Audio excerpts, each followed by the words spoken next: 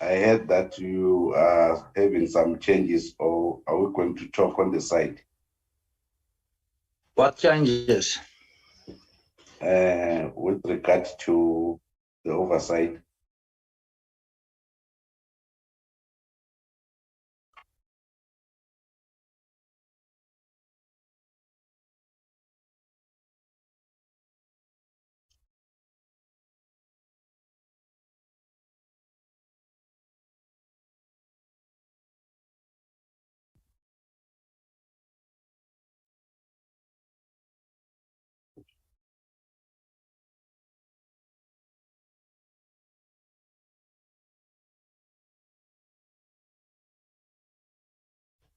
Hello, King.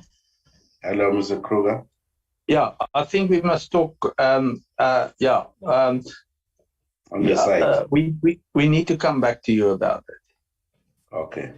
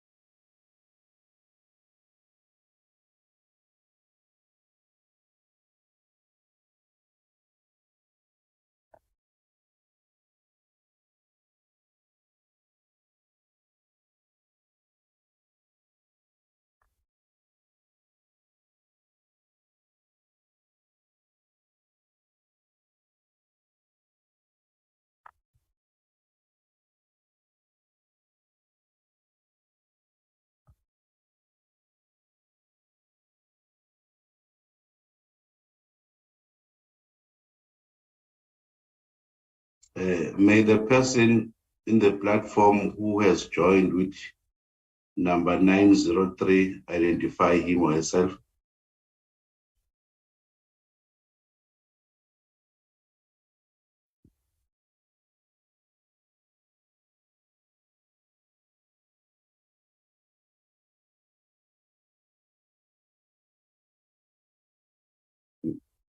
May the person who have joined the platform with the number 903420101 identify him or herself.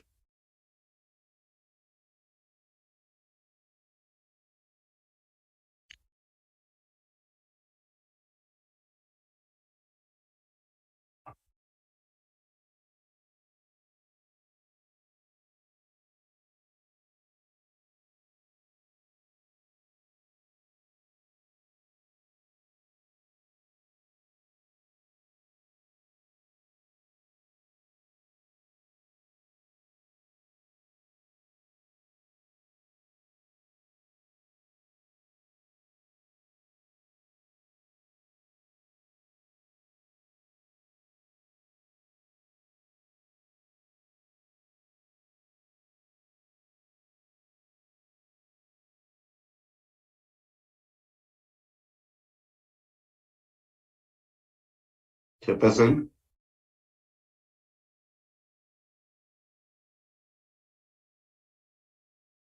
Chairperson?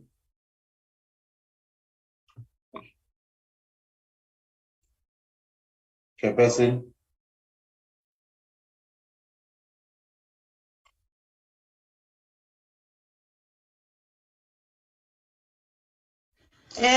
I'm still available, Braking. What are you saying? I was saying we do form a quorum. I think we can start. Oh, everyone is in, including our political heads from the department. Yes, Chairperson, our members do form a quorum. We do have the minister in the platform and the deputy minister in the platform. And the DG and some officials, they have already joined. All right, thank you.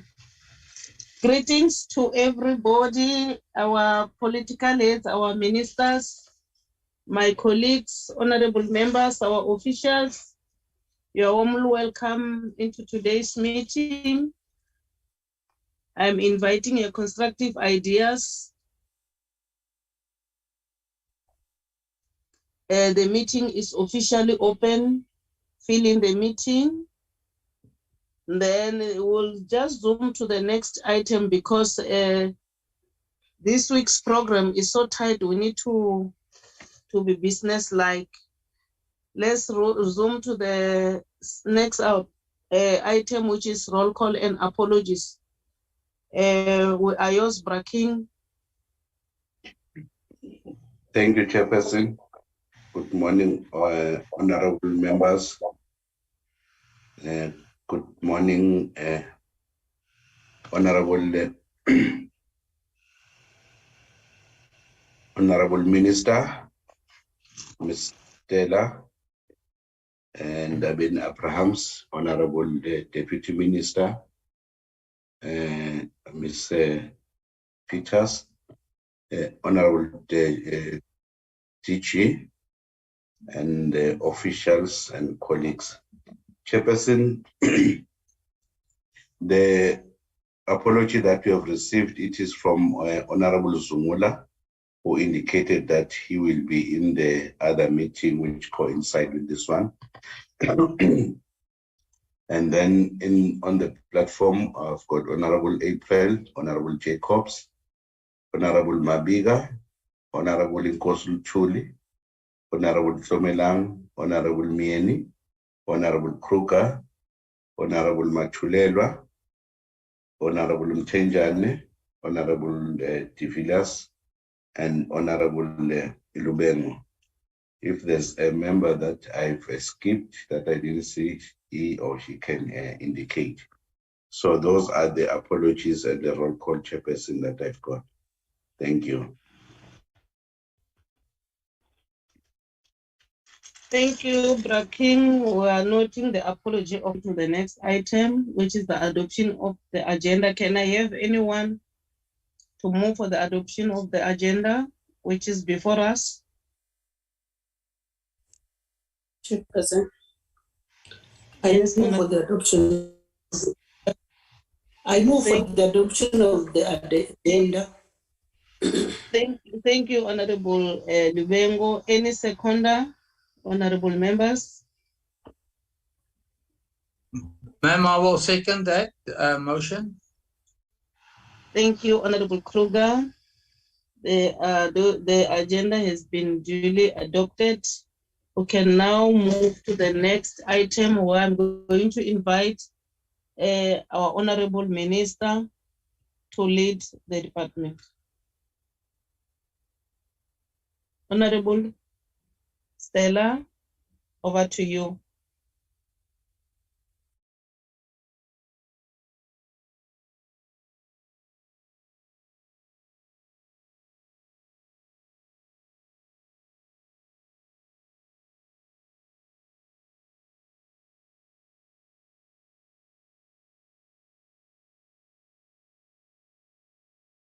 Braking, do you still have Honorable Minister on the platform?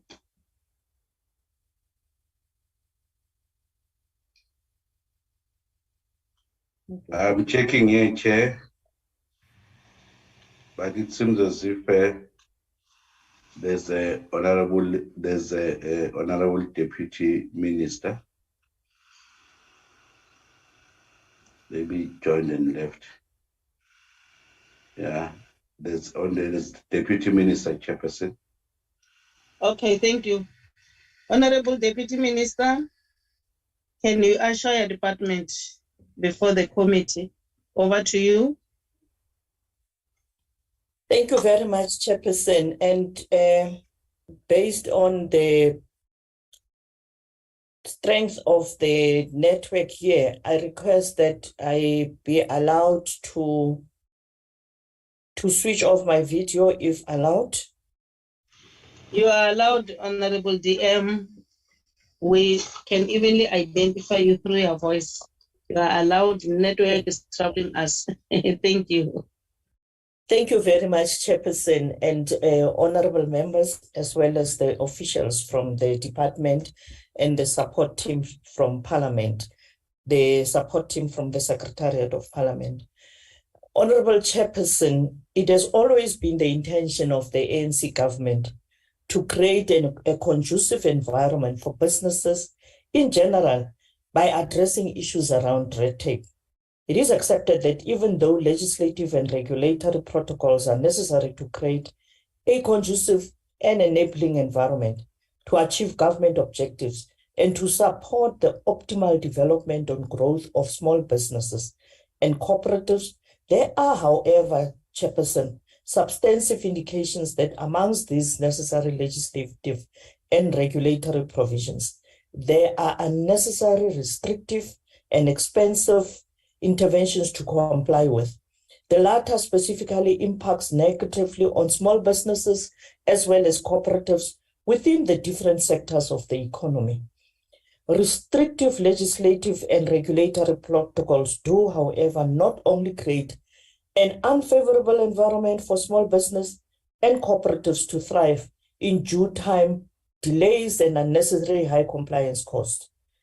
It also reduces competition, lowers incentives to innovate, and improve the overall cost of competitiveness, which contribute to the cost of living. Therefore, the President, during the State of the Nation address in 2022, made the following undertakings. The first one being the reviewing of the Business Act, alongside a broader review of legislation that affects SMMEs to reduce the regulatory burden on informal businesses. The appointment of Mr. Nkosi to head up a team in the presidency to cut red tape across government. And I want to emphasize here, Chairperson, that that was an indictment on us as the department, as well as Department of Trade and Industry, as well as other departments that do have work with small businesses, that the President had to appoint a special office or individual to head up a team in the presidency to cut red tape across government. The red tape team will identify priority reforms for the year ahead, including mechanisms to ensure government departments pay suppliers within the required 30 days. Chairperson, we don't know what the challenge is with regards to departments as well as other entities paying the suppliers within 30 days. We believe as a department that if there are areas where the department is querying, then the areas that are not under query can be paid within that period whilst you are resolving the challenges with regard to the areas that are being queried. In the presentation that will be done by the DG and the department, we will talk to these issues, including the progress made on this commitment and what impact will be made by these interventions in creating a conducive environment for SMMEs and cooperatives. Chairperson, we know that cooperatives actually target the poorest of the poor. And because the ANC government is actually a pro-poor government, we believe that the cooperatives must thrive, the SMMEs must thrive so that the business can grow in the country. We know that SMMEs create at the most 5 to above jobs. So this is a sector that truly needs to be supported to grow. Thank you, Chair. Thank you, Honorable DM. I will now request the DG to take us through.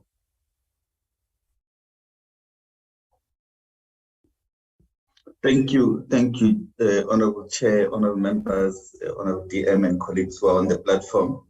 As the DM has indicated, we are going to cover the areas that we've been covering as a department around red tape reduction. We are working closely, Chair, with various provinces as well as key national departments who also have a role to play.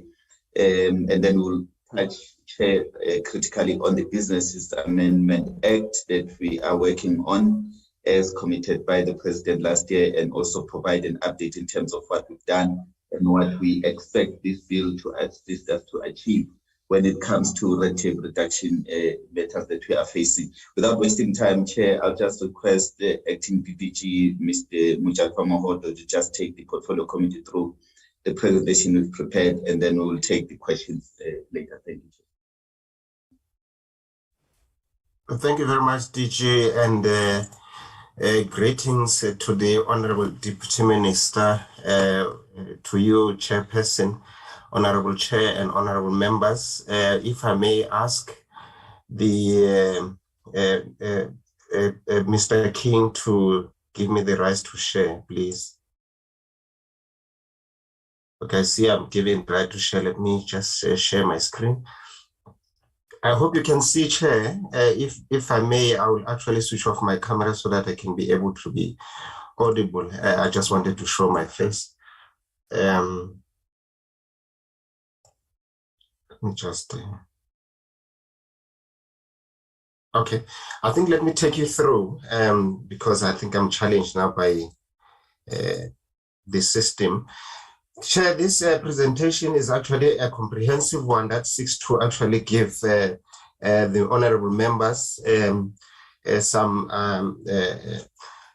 kind of understanding of the work of the department around the red tape reduction program, and obviously working closely with other partners outside the department, including Mr. Nkosi's office in the Presidency.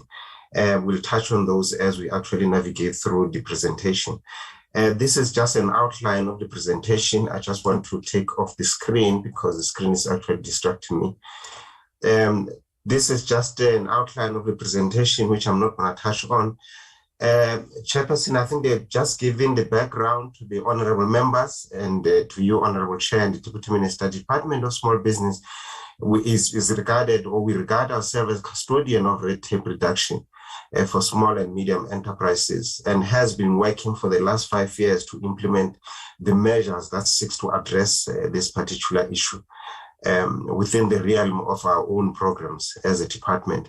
Department is here by no means the sole player as we understand it. I think you have already indicated, and the DG indicated as well, that there are other departments such as DTIC, National Treasury, and the Presidency, and all other departments with that we're going to actually touch on as we present this work. So we are not necessarily the sole implementer of this particular, but we regard ourselves as custodian of particularly the SMME component. A key challenge is that the planned activities of department, those that came before us, mentioned role players, have been impeded by the fact that there's no currently national strategy or the framework is distinct for the addressing of the red tape reduction.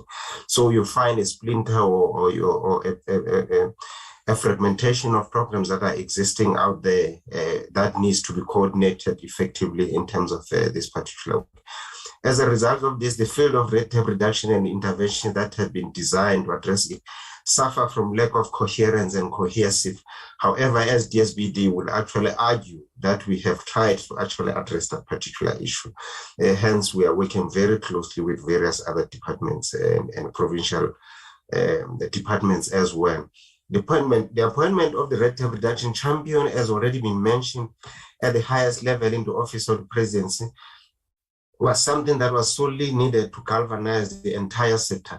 We understand that we are actually one of the players within the area, and however, you needed an overarching office that will actually provide an oversight and begin to actually, we begin to use it as a leverage in terms of making sure that there are other departments that are falling within the understanding of how do we reduce the red tape in the space. Understanding the red tape reduction and ease of doing business ecosystem is critical to department efforts to work collaboratively, as we said, with other government stakeholders.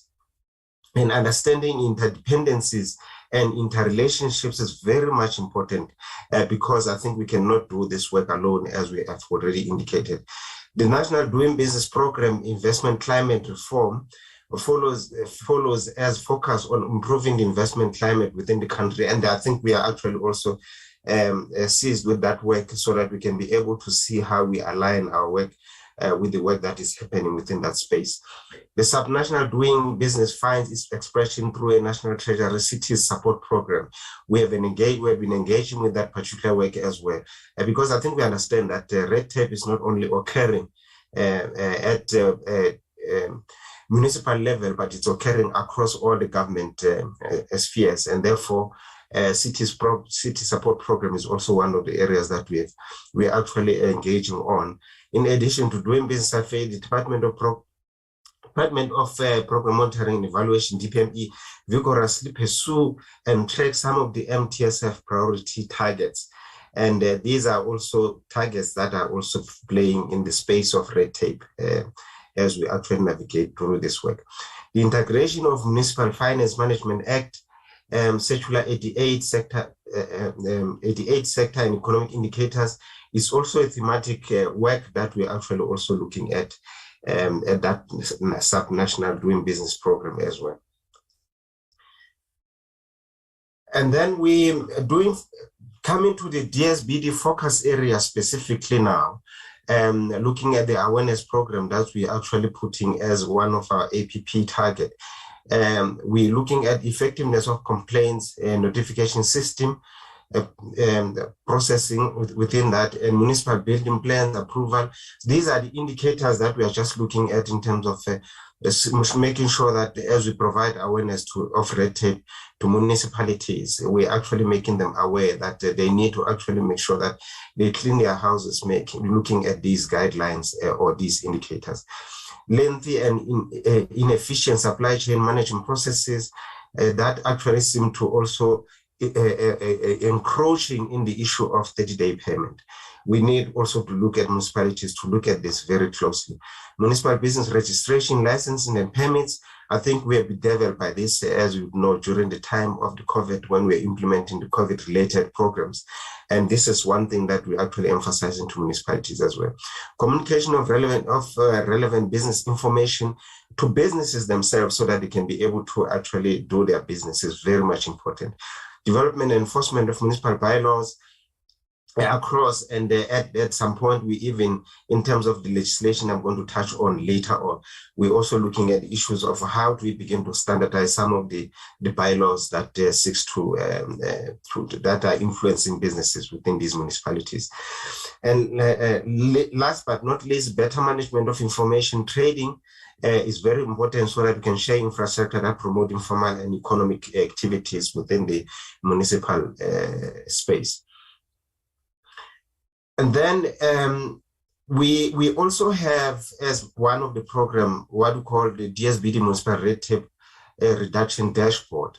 This emanates from those key indicators that I've just mentioned, where we actually reducing this into a particular dashboard that we can be able to roll out, and we are currently piloting it in KZN, some of the district municipalities in KZN, working together with COCTA, working with the Economic Development Department and KZN and also SALGA. And our intention is that come 2024-25 financial year, we can roll this out to all the municipalities, 226 of them, so that we can be able to, 278 of them are local municipalities, and 44 districts that we can be able to ensure that they actually follow strictly those administrative simplification processes that we need them to do. And moving on, I think this slide really stipulates clearly in terms of areas that we are looking at in terms of that dashboard.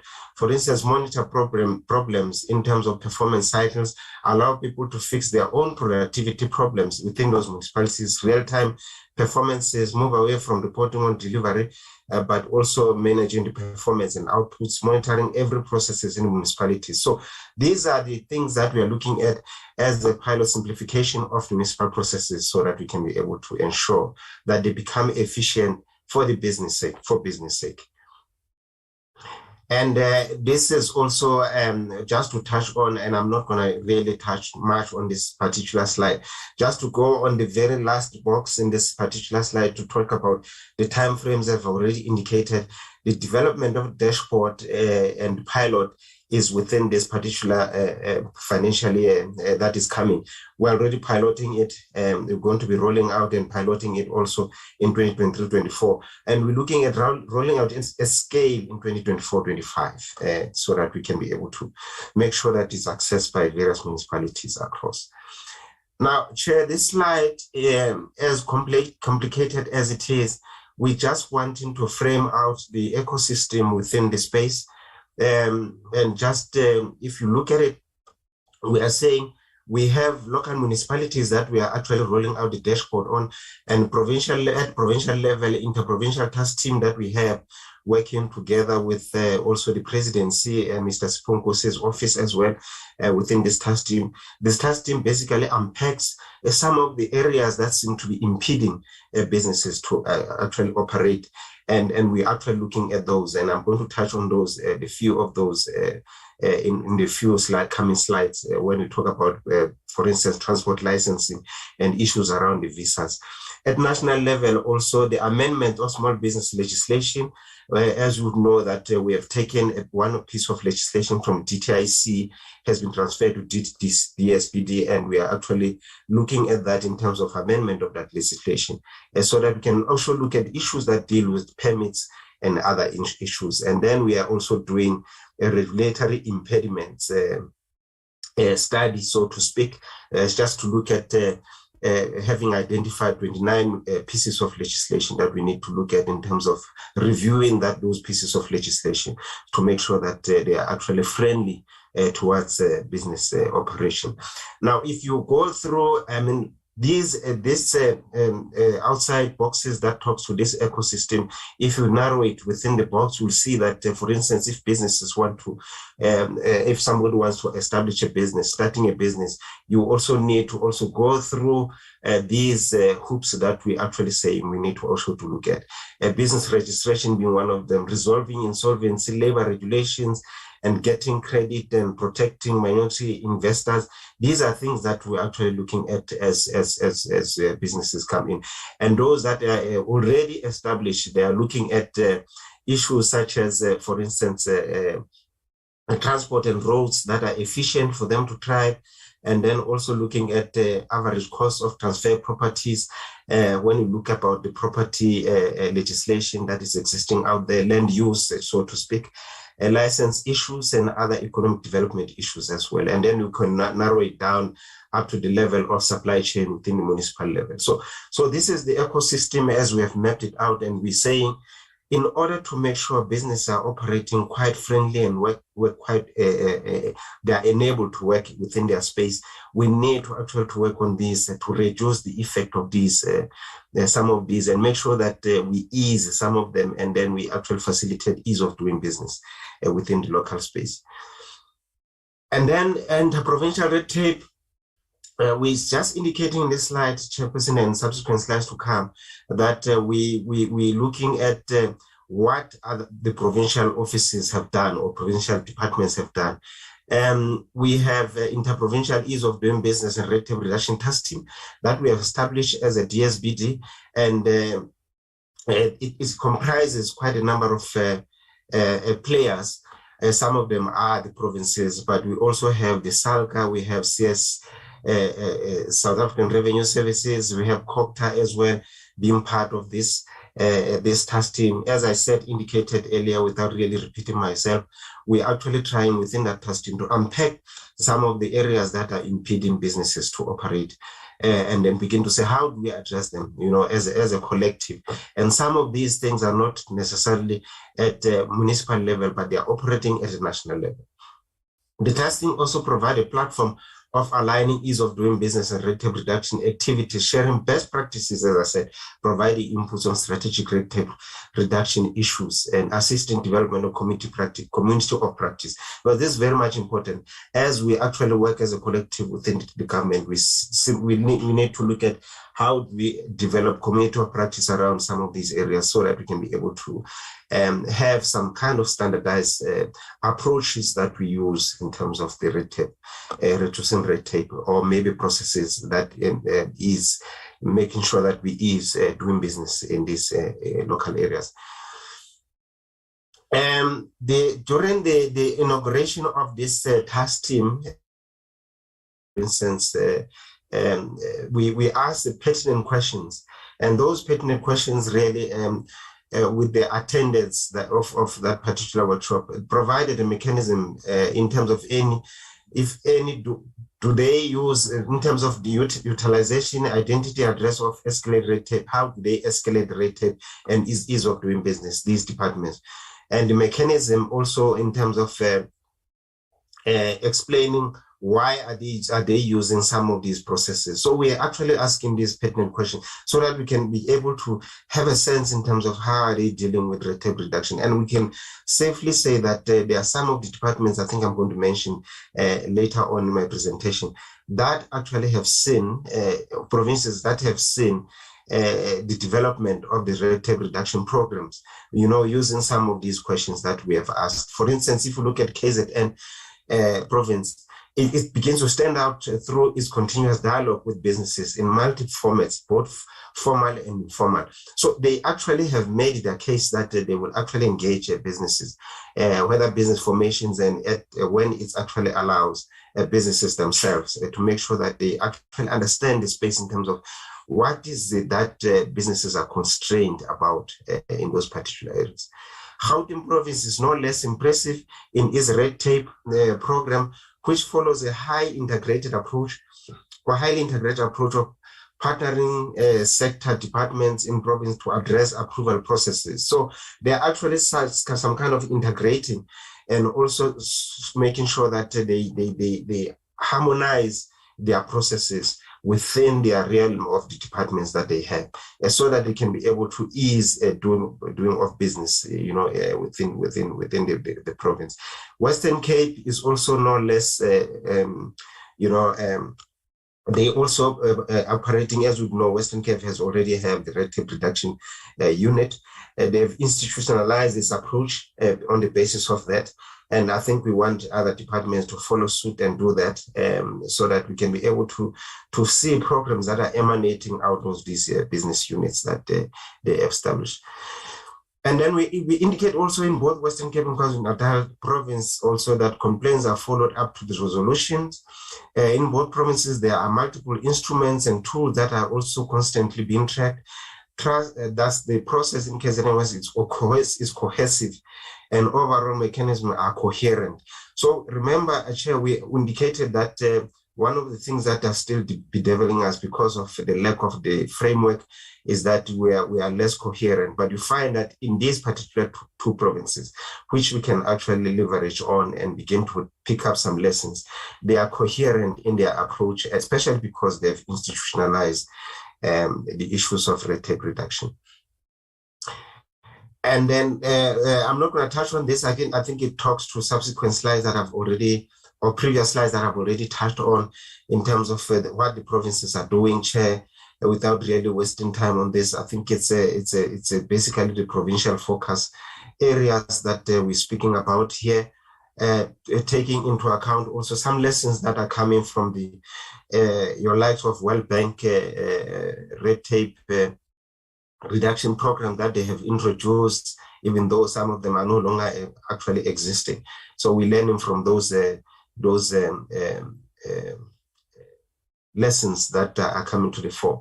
Now, DSBD's strategy to address these challenges, a coherent approach by all 9 provinces, as I indicated, is very much important.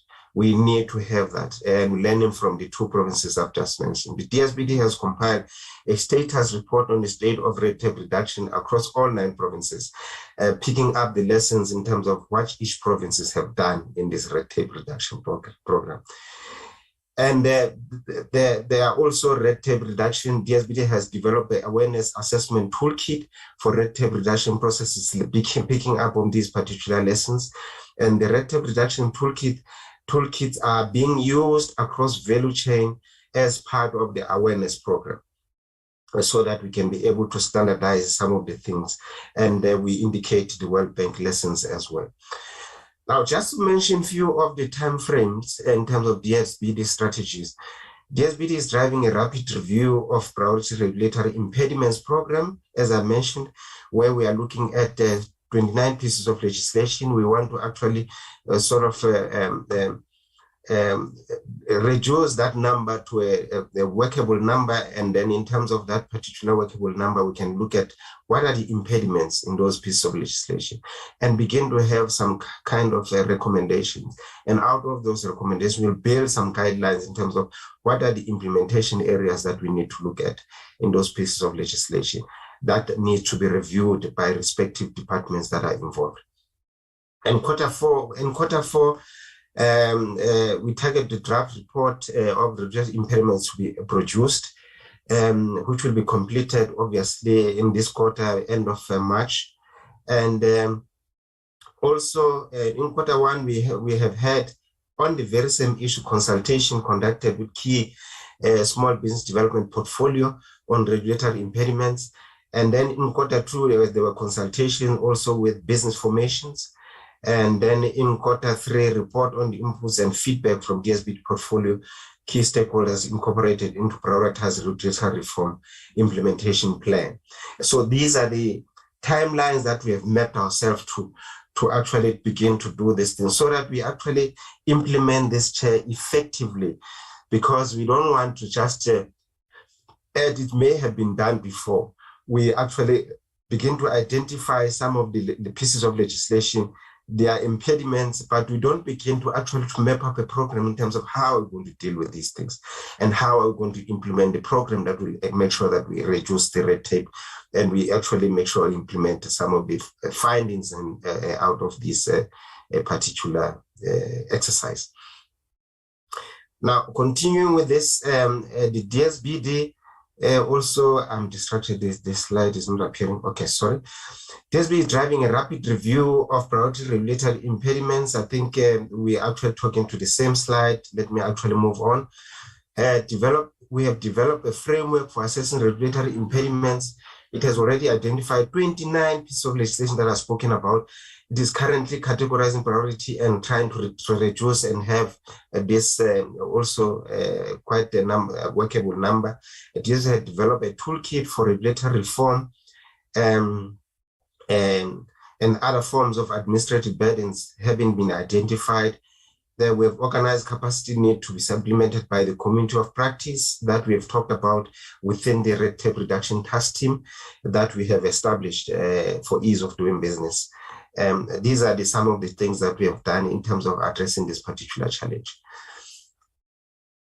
Now, Chair, let me just talk about the legislation that I've spoken about earlier, that we have taken from the DTIC, I think at national level, because we have realized that we need to actually to broaden this work of red tape in a sense of actually coming up with some kind of a workable framework that is actually legislated somehow in certain areas to begin to also to standardize some of the things that we need to actually address as impediments for small businesses. We have taken we have transferred the Business Act of 1991 from the DTIC to the department, and we are actually dealing with the amendments that will come to Parliament once it has gone through the processes of cabinet approval and it has gone through the public consultation process. We can take it to Parliament. This particular legislation, it needs to provide a fair, transparent, and ethical allocation of business operating licenses, which is some area that we really need to look at in terms of standardization of the area. As I indicated, I think during the COVID, we have had quite a number of challenges that we have had with issues of permits. We even had to also incorporate these into the regulations that are issued by COPTA to make sure that we provide some easing around this particular area. And we think that this particular legislation will assist us broadly in terms of standardizing some of those areas as well. The Business Act, just to mention a few, provides a very broad legislative framework without sufficient guidelines or framework to ensure policy coherence and similarity across all the municipalities. The standardization share I was talking about actually we really want to actually look at that. As such, there's a lack of common business license framework that is existing out there. You find some municipalities are also even costing the licensing and they are costing the permits, differently because they have different bylaws that are regulating some of these exercises. And we need to also look at particular areas of how we begin to standardize some of this work. Some of the preliminary proposals emanating from our review of the Business Act are as follows: provision of national business licensing framework, establishment of intergovernmental structures on business regulation in general and business licensing in particular, and providing some powers to the minister to issue various regulations where there's a need, so that we can actually begin to dovetail this quite clearly with the Small Business Act that we have, and have some provisions that will actually empower the minister to issue some of these regulations. License fees threshold, I've spoken about the issue of the costing of the license fees that are differentiated within different municipalities. And we want also to actually put some kind of threshold around these. These measures will go a long way, we actually argue, in reducing some of the length and the cost of some of these business licenses and permits that we want them to be accessed by businesses, and also the procedures that are involved. Chairperson, maybe let me leave it here. Thank you very much. I think the slide that are subsequent to this are merely talking about the key drivers of the provincial red tape, and some of these we have already touched on during my presentation. This is just to actually give some feel to the committee in terms of what our other provinces are doing in terms of red tape reduction, and how we leverage in those particular provinces, and how we're looking at in terms of making sure that some of the things we make sure that we work together with the provinces and have a commonalities in terms of addressing the issue of red tape. We're very much aware that this is a very, very an important area of our work and of government work broadly, and therefore standardization and working together is very much key, as we indicated in the initial slide. Thank you very much, Chair. I think I've got to leave it here. Thank you, DG, as well. Thank you, Deputy Minister.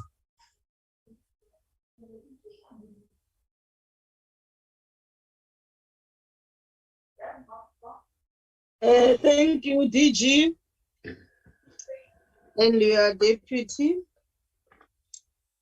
Thanks for the presentation. DG, do you still have something to say?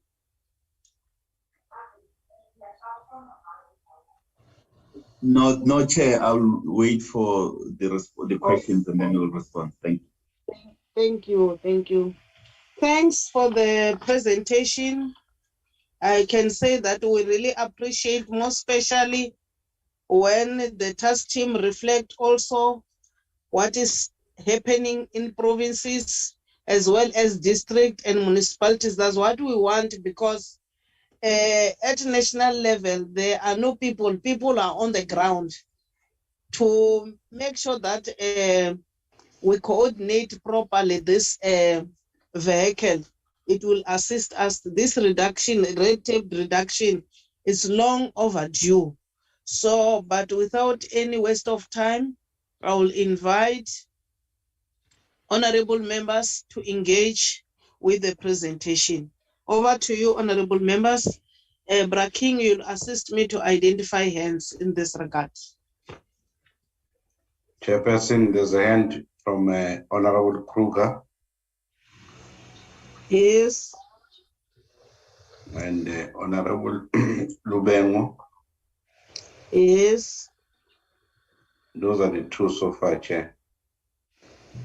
Thank you. Honorable Kruger, over to you.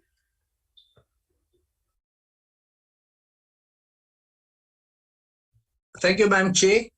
And thank you for the department for the presentation. And as I sit here in my office in Parliament, I'm a very happy man, because it seems like the penny dropped and that we are busy going in the right direction, although it took us nearly 10 years to get to this point.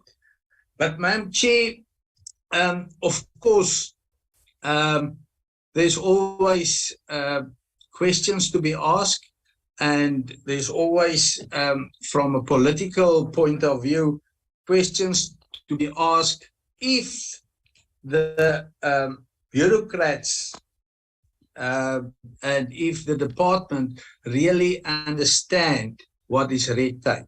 Because some of the things that was mentioned today is definitely not red tape. So, for instance, the 30-day payment, it's not red tape.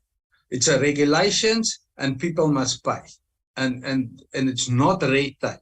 So maybe we need to do a little bit more research, and I can also give them some research material. I did my MBA on red tape, so they are very welcome to get the information from that thesis of mine.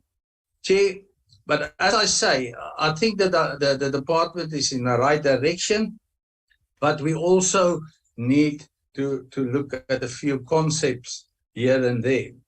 So my first point here is on the very first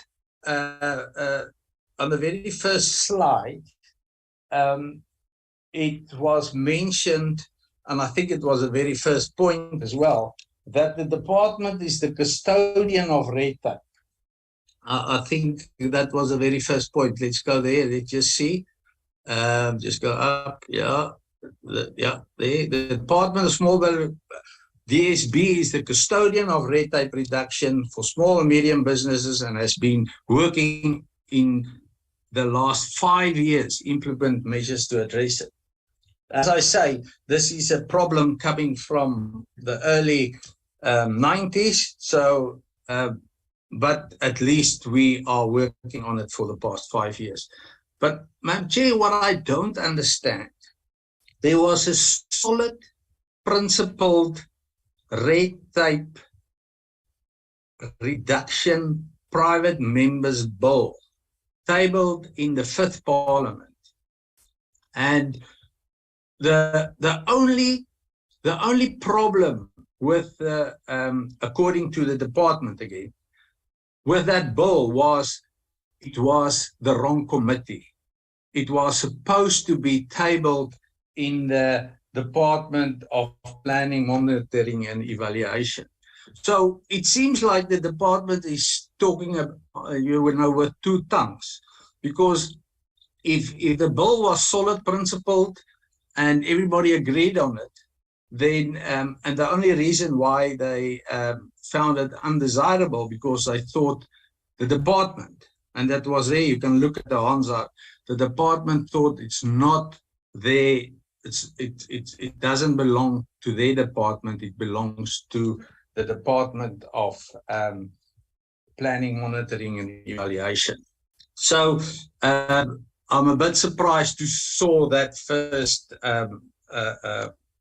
item there. Madam Chair, and then if we look at red tape reduction, or what I'm calling it, it's red tape reform. The problem that we sit here at the moment with it, there's no framework. There's no red tape reform framework from government. So, and there's a lot of reasons why there's not a workable framework yet, because I think the biggest problem is political will to design such framework so that we can fill the potholes for small businesses. Because, I call red tape for small businesses potholes, because it's exactly what it is. Bigger business have the ability and the money to buy pothole-friendly tires for their vehicles, so to pass these potholes of red tape. And the small businesses which don't have the cash flow are falling victim to this potholes of red tape.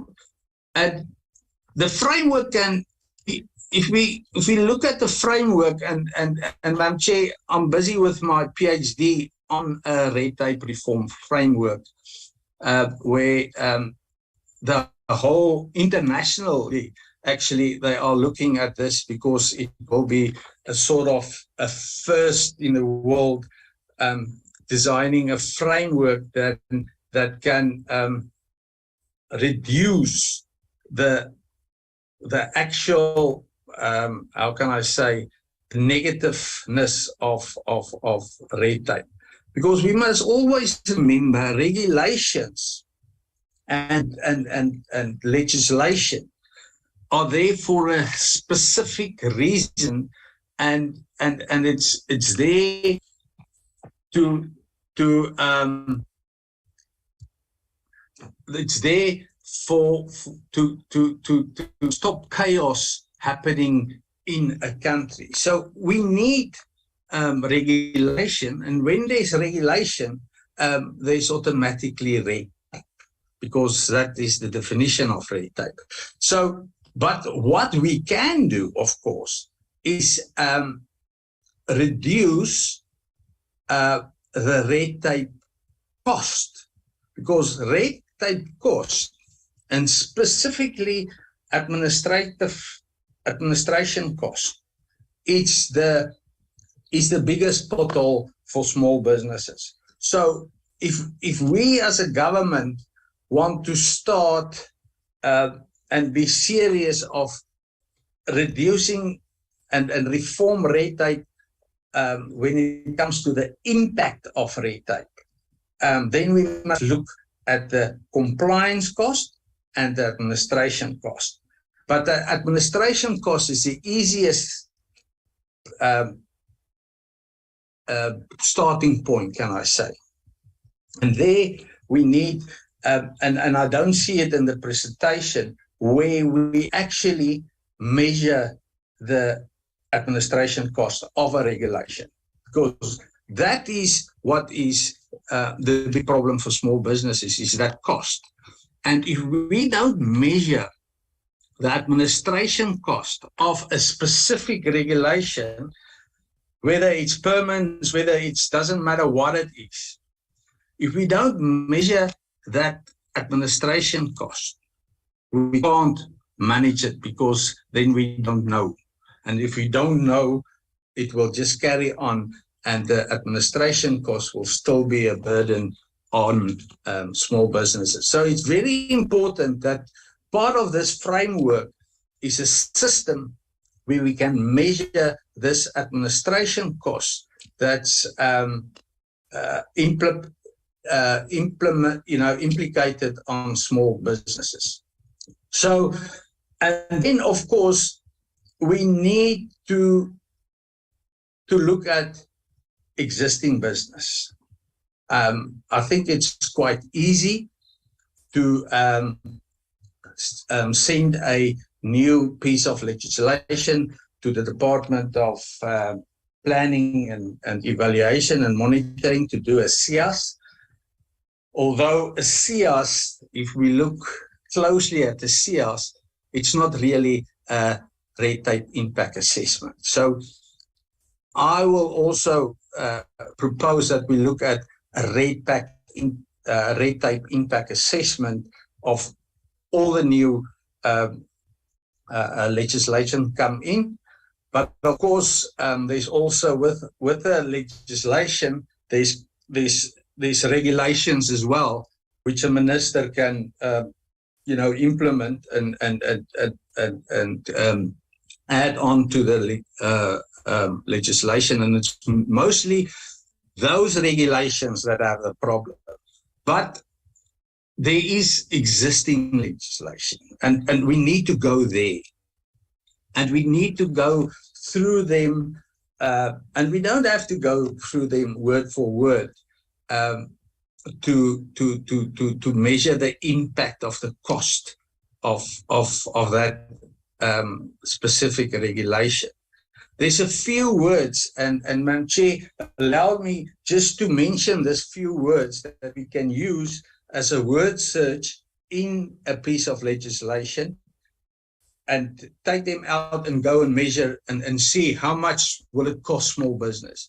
And it's about 15 words. And as I say, allow me just to mention them. It's demonstrate, the word demonstrate, apply, assurance, submission, exam, approval, record keeping, comply, report, monitor, capturing, collecting, and a requirement. If we take the existing legislation that has an impact on small business and we just do word search on those few words, we will be already cut about 80% of the administration cost. Am I okay still, Chair? Am I still audible? You can carry on? wrap up. You can wrap up. Yes, I will wrap up. So, Yes. so like 8 minutes or something. Each party. seems like there's somebody wrapping up with me, Ma'am Chair. Someone must close. Yeah, Mute. somebody is wrapping up with me. Mute. All right. So, in my it is Richard Humphreys, chairperson. Can we? We, Honorable Jacobs. What's happening now, No. Madam Chair? No, Chair. I was just saying that it was Richard Humphreys that was mic was on, but I see everybody is now muted. So Honorable Kruger should proceed. All right. Thank so you. I'm not muted. Am I mute or not? Of course. Am I still audible, Madam Chair? Yes, you are still audible. Thank you. Can you wrap up? Yeah. Just to conclude, Madam Chair, and again, my thesis on my MBA is available. But my conclusion on that study, and it was a study that took me more than 4 years to finish, and it's an academic study and it's accepted on the academic world, is that 4 recommendations were presented as solutions in the study. And it was the enhancement of communications, and I think the department already mentioned that. Political will to reduce red tape, I mentioned that already. And the implementing of the ease of doing business to identify, quantify, and rectify regulatory burdens and barriers. So the whole problem, and which I don't see in this presentation, is the quantifying part of it and the rectifying part of it. Because we must remember, if there's a regulation, there's a reason for this regulation. So we need to rectify, after quantifying, we need to rectify that cost, but we must also keep in mind of the purpose of this regulation. So it's quite a thing. Madam Chair, allow me just to finish an example. For example, a tax clearing certificate for a small business. Now, small businesses must every 2 months get a tax compliance certificate, if I'm correctly. Why can't it be once a year? Because if it's once a year that you have to comply to a tax clearance certificate, instead of every 2nd month, then you already reduce the cost with more than 30%. So there is small little things, and you will remember when I spoke in the past about red tape reduction, we must use the broken window system, and the mayor of New York, I can't remember what was his name, many years ago, he actually stopped crime in New York because he locked up people urinating in the street. It's a very petty crime, but he locked them up. And that makes space for the bigger crime syndicates to run away out of New York. So what I'm saying is we must tackle red tape like we eat the elephant, a little sticky for sticky. Thank you, Madam Chair. Thank you, Honorable Kruger. You were not criticizing, but you were adding, which is good. We need people who have got also wisdom to eat this elephant, as you have indicated. Thank you. I believe those inputs will be available to be forwarded to the department. We appreciate that. Honorable Belubengo.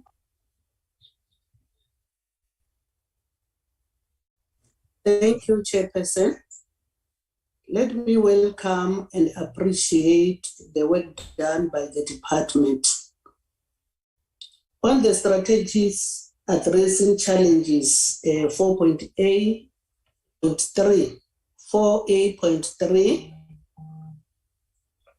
the department identified or notified common challenges as well as the unique methods of addressing red tape reduction.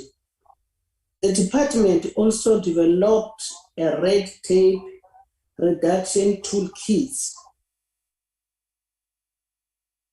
to use in 8 provinces. My question is, what is the status of red tape in these 8 provinces? Second question is that how is the effectiveness of this program that they developed? The third one is, what are the lessons learned so far in the implementation of this program? I thank you, Chair. Thank you, Honorable Lubengo. Brad King, do you still have any other hands? Or these were the Yes, only Chair, hands? we've got the hand from Honorable Jacobs. Okay. Honorable April. Yes. Honorable Mtenjane. Yes. Honorable Matulelwa. Yes. Honorable Mieni. Yes. Yes, those are the hands. Thank you. Honorable Jacobs, over to you. Thank you, Chair, and I also want to record our appreciation for the team that has presented. We can see there's progress, but I think from members' inputs, we want to say that, South Africans are really good at establishing task teams and describing the problem. But if our lives were dependent on it, we should have sorted out red tape reduction quite long ago already.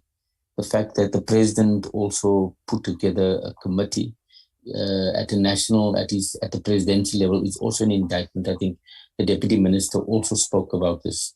It was raised in 2 zones. It was also raised.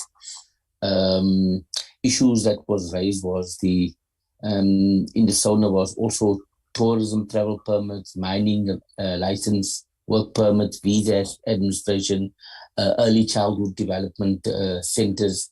These are some of the stuff that was picked up.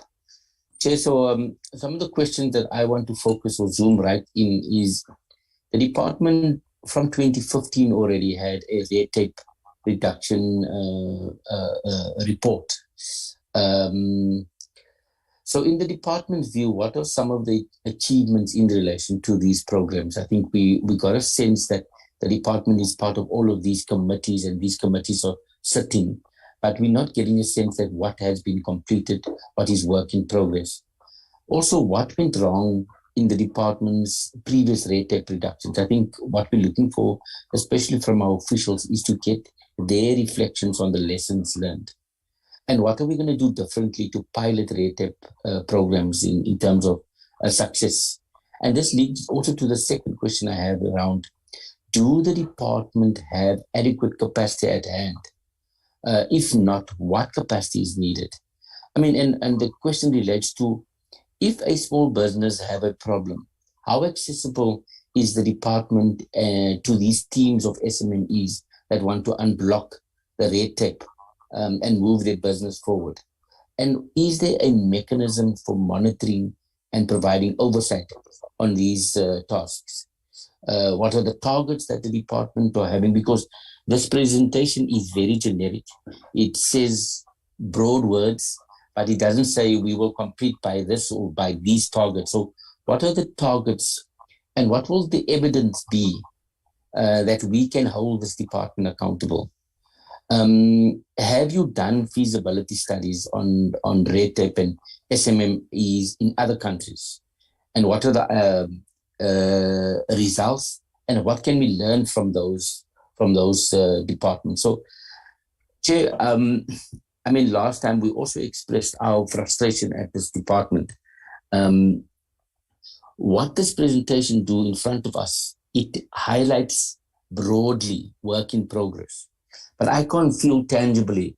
So if I ask one question, is it easy for a business person to open up a business in any municipality in South Africa? The answer is no, because each municipality has their own business registration. Cape Town may charge 5,000 Rand, Swellendam may charge 2,000 Rand, another municipality. There's no, and we asking, have we met with SALGA? Why is it so difficult for SALGA to issue one bylaw, get all the politicians in one room and agree that we're going to either provide it free or cheap, and there will be one bylaw or one guideline that the Minister of Cocter or our minister signs and say this is now the way municipalities going to get business registered? What is so difficult about that? So we have all these committees and all these clever people, and you sit in and all of those things. But I asked a simple question. In COVID, the president made a declaration. He says municipalities must allow businesses not to be registered and to make it free. So that was a nice concession, and businesses were very grateful because that's a responsive and a caring ANC government that's coming through. But now we're back to normal. So we have all of these 200 and odd municipalities having the same regulations. So that's just one example, Chair. When are we going to say to the people of South Africa that registering a business with a municipality is these 2 steps or these 3 steps?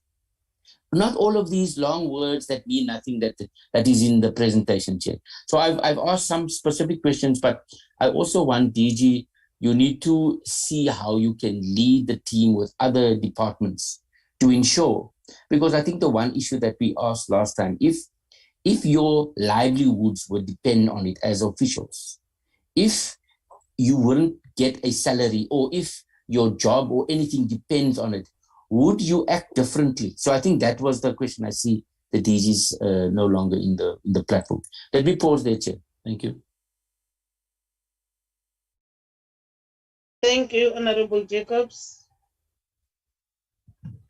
The next speaker is Honorable April. Over to you. Thank you, Chairperson. Let me also join those who have welcomed the presentation. I don't know if I must open my microphone or not. I mean my video, but it's fine. I feel more comfortable to just speak like that. But for those who don't know me, this is who I am. I'm Hein April. Good morning, everyone.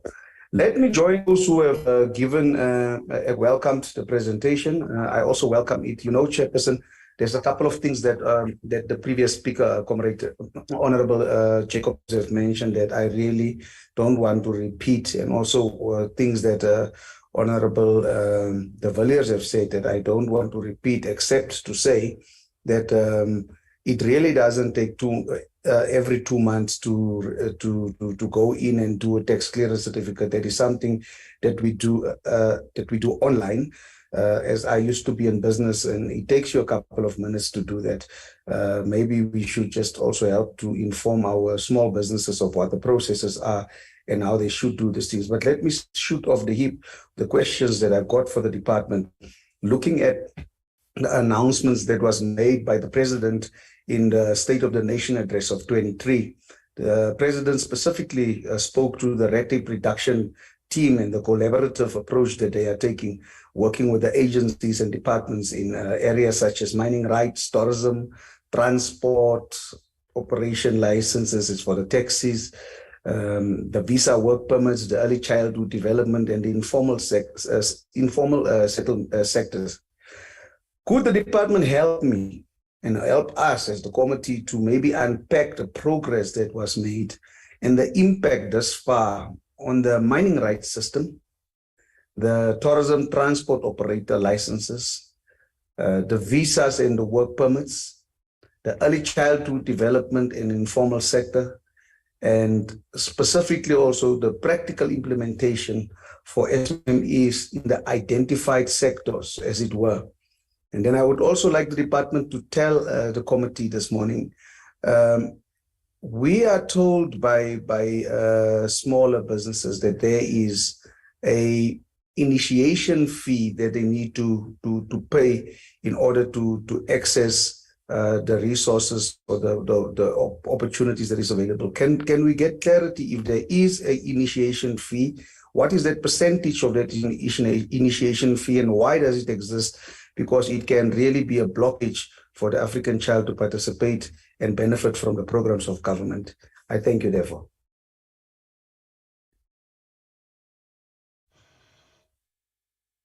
Thank you, Honorable April. I'm now calling upon Honorable Ntenjoana.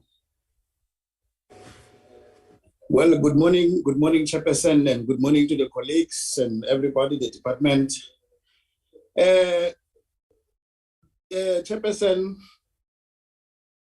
I will also join my colleagues here in agreeing that indeed the presentation is, it sounds proper because it's about to challenge, it's about to address the challenges that this department had so long.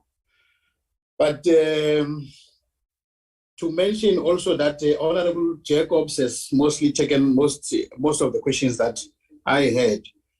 But nevertheless, the aim here is to assist each other. So the other question that I'm having here, Chair, is that can the department explain to us what criteria do they use now to choose those provinces? Because mainly here, I think they focused mainly on KZN and Western Cape. So do they consider other provinces? If yes, which criteria are they using? Because this red tape issue, it's affecting almost every province in the country.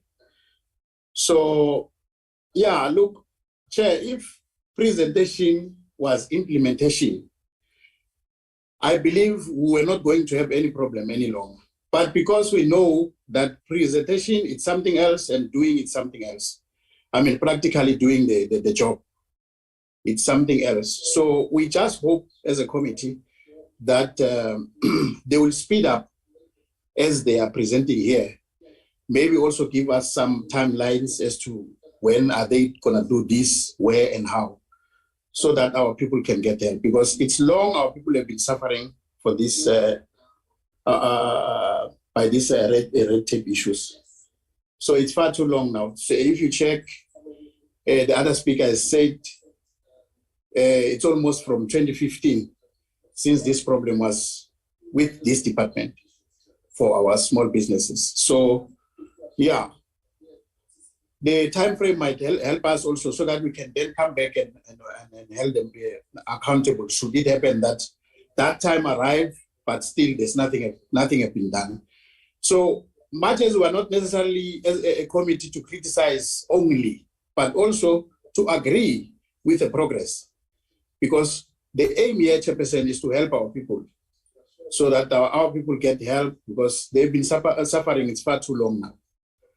So with those words, Chairperson, I'm joining the colleagues also by saying thank you very much for the presentation. Thank you, Chair. Thank you, my son. The next speaker is Honorable Matulelwa. Over to you, Honorable.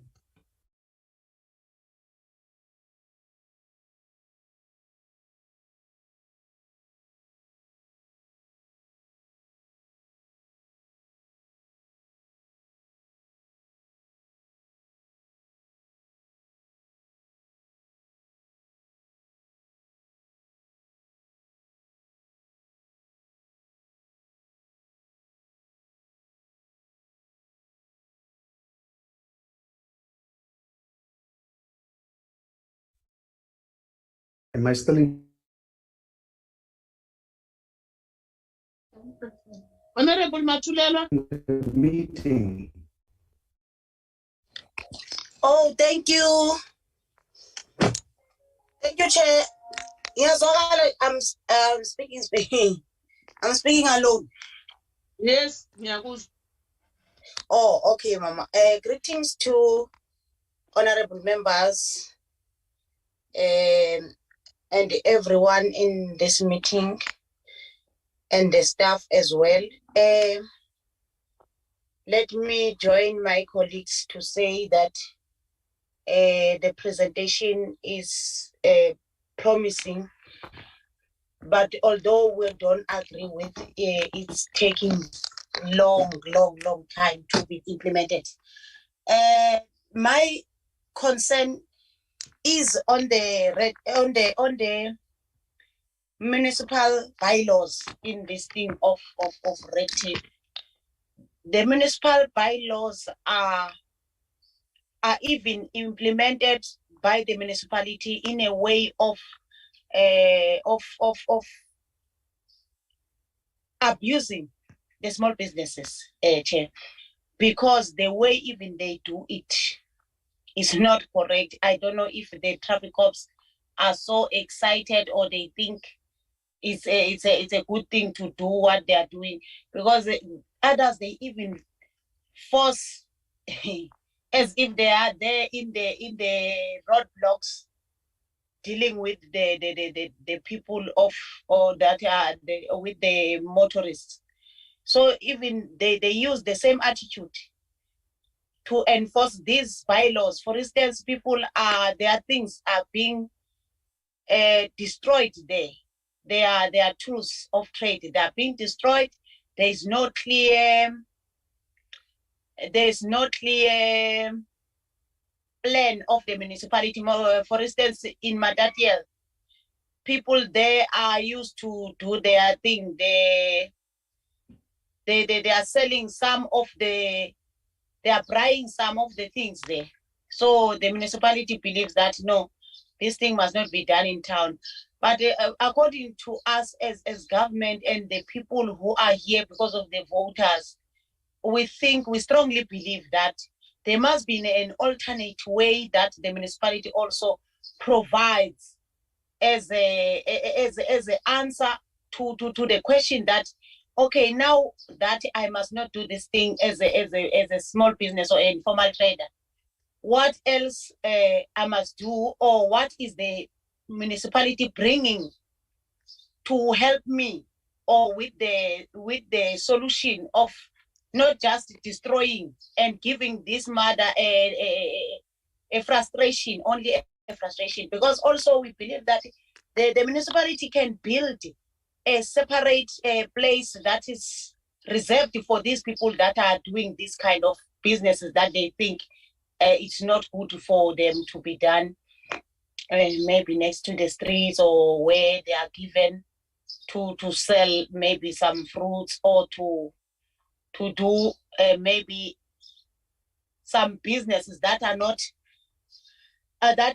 restricted by the municipality. So if they do those businesses where they are given stands by the municipality, now they are extending their businesses, because as a business person, you expand your business. Usually you always think about new ideas. So there is that problem that we have there. And that is it totally, it's just totally something that is undermining our people. And us as the parliamentarians, or the national the national laws, they don't interact with the laws of the municipality. There is a opposite, 100% opposite what they're doing in the municipality in those bylaws than what we are doing in our laws that we're doing as members of parliament. So even if you're going to meet the mayors and the municipality managers, they are saying it's our duty as members of parliament to give them a directive of not do's and don'ts, because now this thing that they are given to do as bylaws is not on their power to change them. It's us. So it means here we're dealing with a separate thing, and the municipalities are dealing with the separate things. As for the presentation, we hope it's going to be fast-tracked and be implemented. Because presentations really, if we can count the presentations that we're doing here, we hope that really they must be implemented and physically be there, because this thing of presenting and not doing the things. I was listening to the honorable member, the first speaker, saying that it's more than how many years? 10 years, more than 10 years we're dealing with this thing. And also let's note that we need maybe the department can please have alternative ways that can these people of the cooperatives can be helped with in the process while we are still dealing with the red tape. Let's please have some ways of helping them, if ever we have some means of helping those cooperatives, because really cooperatives were established under the directive of the government. That is the only way that is better than being in cooperative. But if you see what is happening in reality, the entrepreneurs, they are not cooperatives, they are individuals. The big commercial businesses, they are individual businesses, they are not cooperatives. But our people in townships and in rural areas were discouraged to do the in cooperatives. They were told that for you to be funded, you need to be 5 upwards. You must register the cooperatives. Now they are stuck in between. There's nothing that is in progress. Other than that, Chair, other speakers have covered me.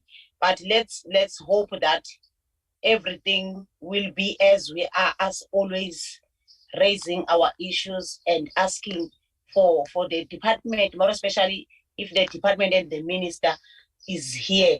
We are hoping that there will be some of the interventions like those ones of just giving on the process. You must go and give those businesses some of the tools of trade, so that also they are not waiting only for the reduction of the red tape. Thank you so much, Chair. Thank you, Honorable Mieli.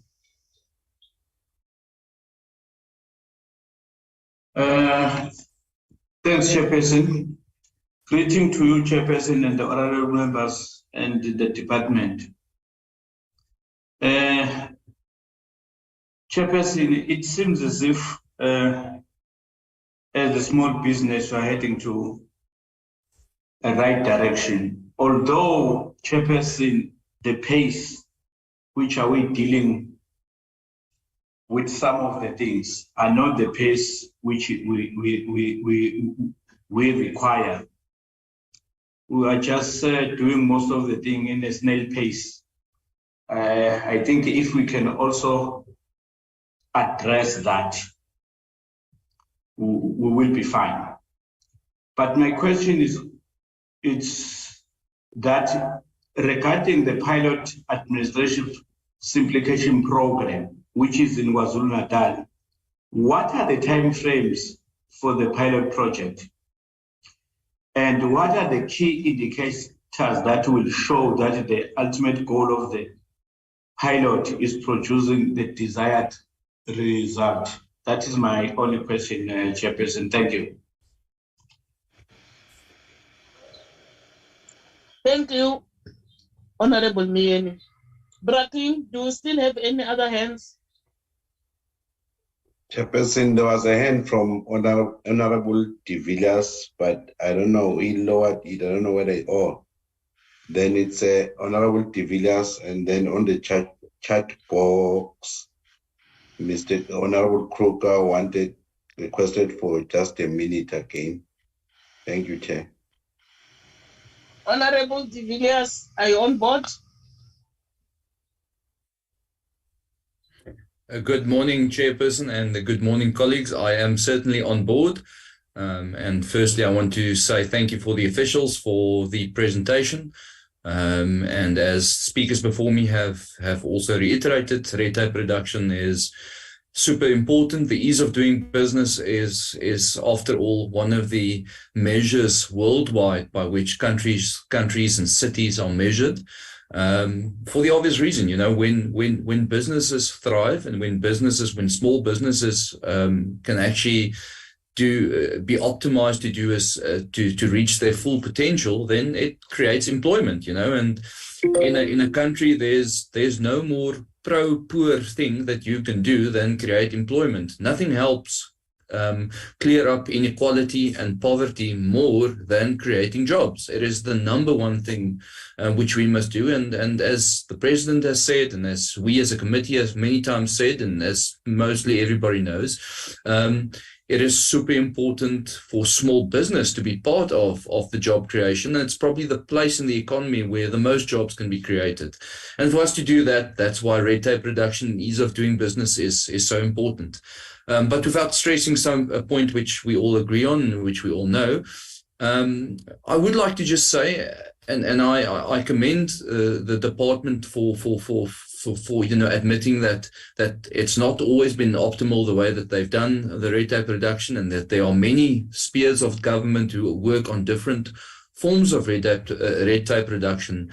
I would like to invite the committee and invite the department themselves. I really think we should go and pay a visit to the Western Cape Red Tape Reduction Unit. They are a excellent part of the Western Cape government. Anybody can go to their website and see what they do. But in short, why I think they are the absolute example of what red tape reduction should be is they've got very much a small business orientated approach. So apart from having a very easy to understand website that's got like a guideline on how to start a business, it's got video tutorials on it, on how to navigate all the different parts of starting a business. It's got a client call center which you can call, where you can talk about your frustrations with government. Even has a specific call center for any small business that wants to come onto the supply chain network and get registered to do business with the Western Cape government. And what I'm trying to say is, in my mind and what I've seen, it is absolutely the best example of how a sphere of government, and this can be replicated on municipal level, it can be replicated on national level, it can be replicated via CEDA. There's no reason why only the Western Cape government can do it this way. I think it's something which can be replicated across different spheres of government. And I think what makes it so special and what really makes it work is that it's got these client centers where the small business phones them and say, listen, my frustration is I want to sell T-shirts to the local municipality, but I don't know how to get registered, how to get onto the network, and then they assist them with them. Or I'm having issues with SARS, or I'm having issues with my business, with just getting an appointment somewhere in the province. So it's client-centered, and it tries to meet the small business owner at that small business owner's problem, and then provide it with solutions, which I think is one of the most handy things that any small business owner can have, because ultimately what you want is you want advice. So without stretching the point too much, Chairperson, I really would think it's a great idea if we as a committee see a presentation at the very least, or maybe do a visit to the Western Cape Red Tape Reduction Unit. They're not perfect, but they are, I think, in my mind, the best in the country, and I think actually world class by any standard. So that would be my comment, Chairperson. Thank you very much. Thank you, Honorable de Villiers, and also your advice. I think as the committee will do that, because benchmarking is the best weapon on earth. The next speaker with 1 minute is Honorable Kruger.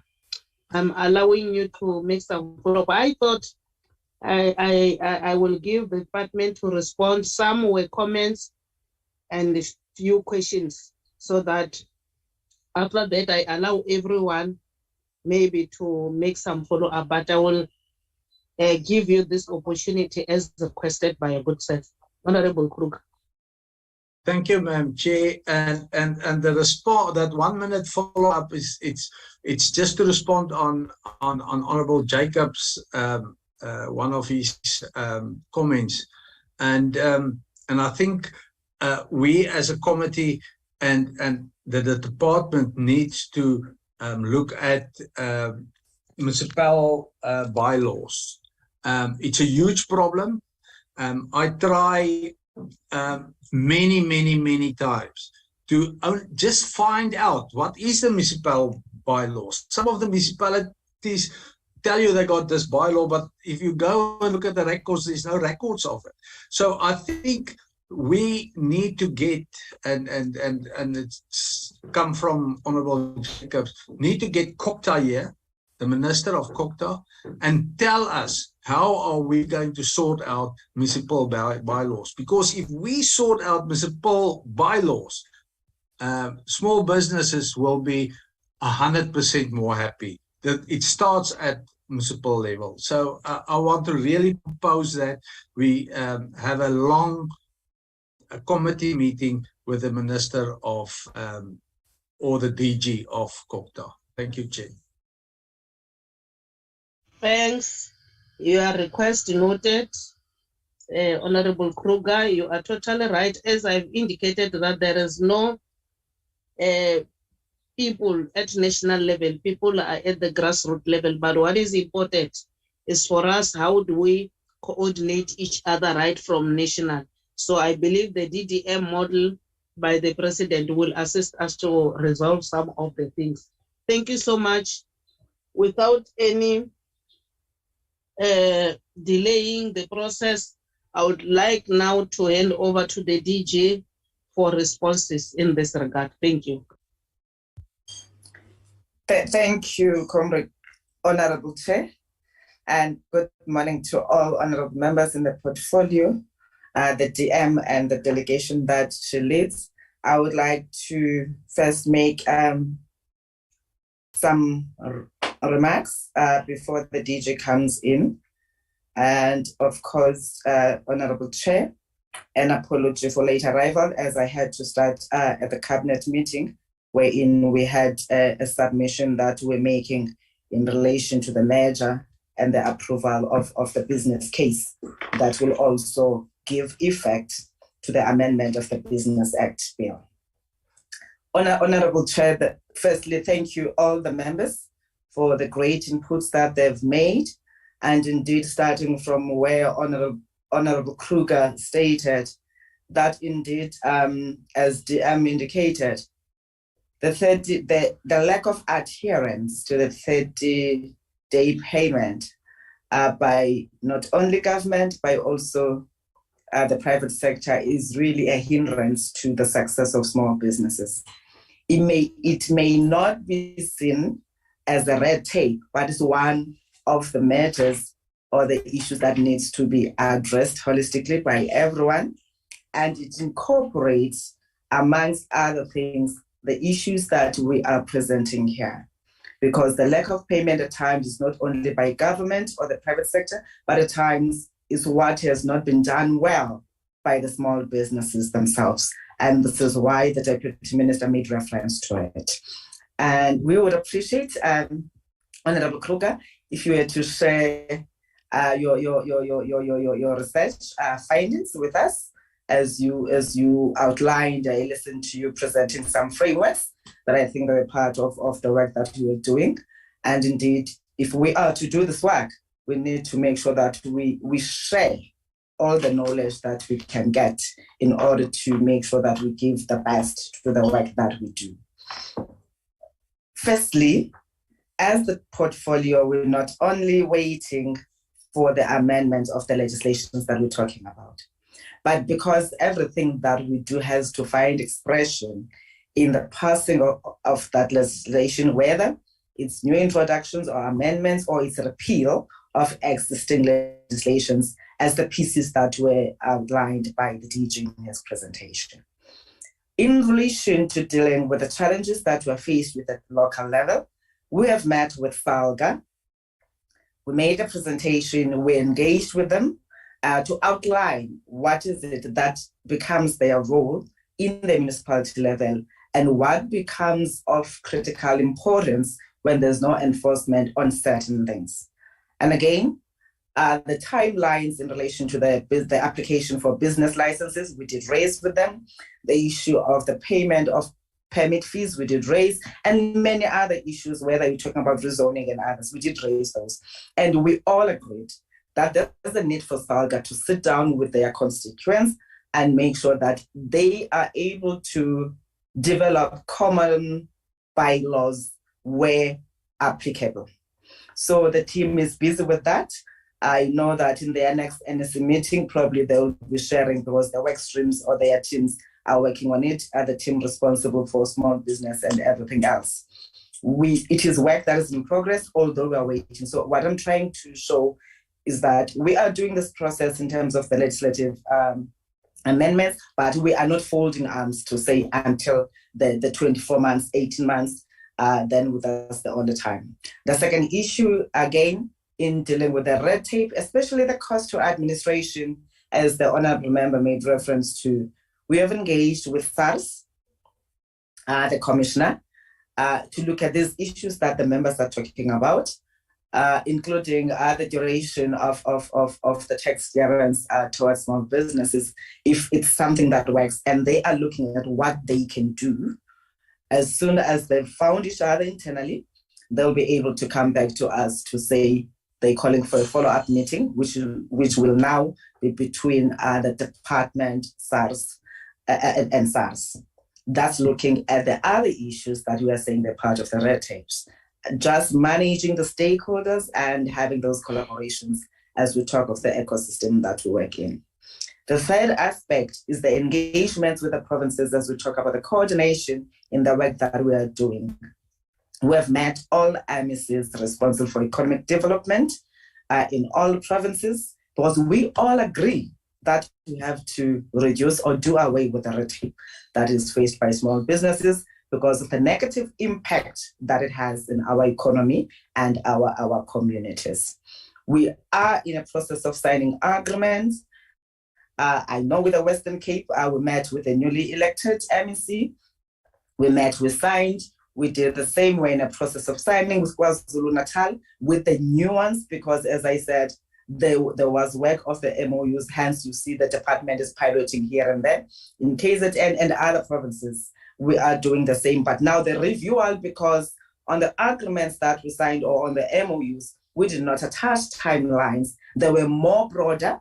Now what we're doing is to say, if we're getting into an agreement, let us make sure that there's an implementation plan with clear timelines, including the cost towards that MOU. And at the center of those MOUs are the elements that talk to the red tape reduction. The presidency, as reported, is also engaging the offices of the premiers in the various provinces to set up their red tape units so that we can have a coordinated approach. Now, the chairperson makes reference to the DDM, which is led at COGTA. Unfortunately, when we're in a process of trying to bring the two departments together, then the reshuffles happen. We've already engaged with the new minister to say there's a need for us to collaborate closely and be able to deal with these issues. Hence, we'll be going to Cabinet also to make a presentation on other matters that affect government across the different spheres. There is political will to deal with red tape. Hence, I think it was the Honorable Chair, I can't remember, it was Honorable Kruger, the whip also spoke to that, the announcement by the President. And the members are making reference to the previous reports wherein we've spoken to the issue of dealing with red tapes and the activities that were undertaken. Definitely for me, that symbolizes that there's a political will, but probably what we need to do is to tighten our coordination mechanism and also be able to find each other to say, as the Department of Water is only looking at its particular mandate, how does it affect the work that is being done for small business? It's that integration, which is what we're trying to strengthen as the department that is responsible to coordinate all of that work. If there's a master plan that talks to the automotive industry that is developed by the Department of Trade, Industry and Competition, we are saying, let there be a master plan for small businesses in a particular sector. And that applies to all the legislations that are being passed to say, what is the impact, not the impact to what we do as the department, but what is the impact in the small business ecosystem? And we're beginning to put measures that must ensure that those things are addressed. The other issue, the DG will talk to this in terms of the presentation not being able to quantify the cost of red tape because it cuts across so many issues. But I fully agree that when we say we're going to introduce this, it's important that indeed it responds to the question that we're trying to address or the strategic intent of us introducing, whether it's a regulation or a legislation. And in the other provinces, the department did indicate that we're in a process of engaging with them in relation to the red tape reduction process, and they counted, and DG will talk to that in terms of the status that would have been given to other provinces. I would like to talk to the issues again that talk to the difficulties in terms of accessing or funding for cooperatives. Last week, we came here to the Portfolio Committee and made a presentation on how we're planning to change the strategies that we've employed when it comes to the funding of the cooperatives. And we believe that that will work. And this is the work that we're not only doing as the department at national level, but it finds expression through the LED offices and our sister agencies in their respective areas. The LED municipal offices, again, we are aware of the challenges that they are facing when it comes to the work that we do, which is why we partnered with the National School of Government to say they must help us with some workshop program that must really help them to be able to look broader on the issues that they're supposed to do. For example, when the municipality develops its own special planning process, they're supposed to look at the issues that we're raising, that there's going to be a mall, for example, there's land that is allocated for whatever businesses, but in the LED plan, it ought to be clear to say, as much as we have this land that is reserved for businesses, when those that get successful to get that land, they must know if they're building a mall, so many square meters are reserved for small businesses, so much percentage will be able to be taken or sourced from the locals. And that's what makes the integration and inclusive participation in the economy means. And we are in a process, as I said, of ensuring that we review We help them review their LED strategies. Of course, we are tightening with COGTA and those that are affected, because we really have to ensure that we leave no one behind. People are tired of being consumers all the time and not participating in the economy. That's why we're trying to look at all aspects, because again, whether you're going to unpack the red tapes is the issue of the access to the products that must be sold or the manufacturing of the products that must be found. So it cuts across, and we continue to engage our sister departments with everything. Gauteng is doing so well. The legislation has been passed.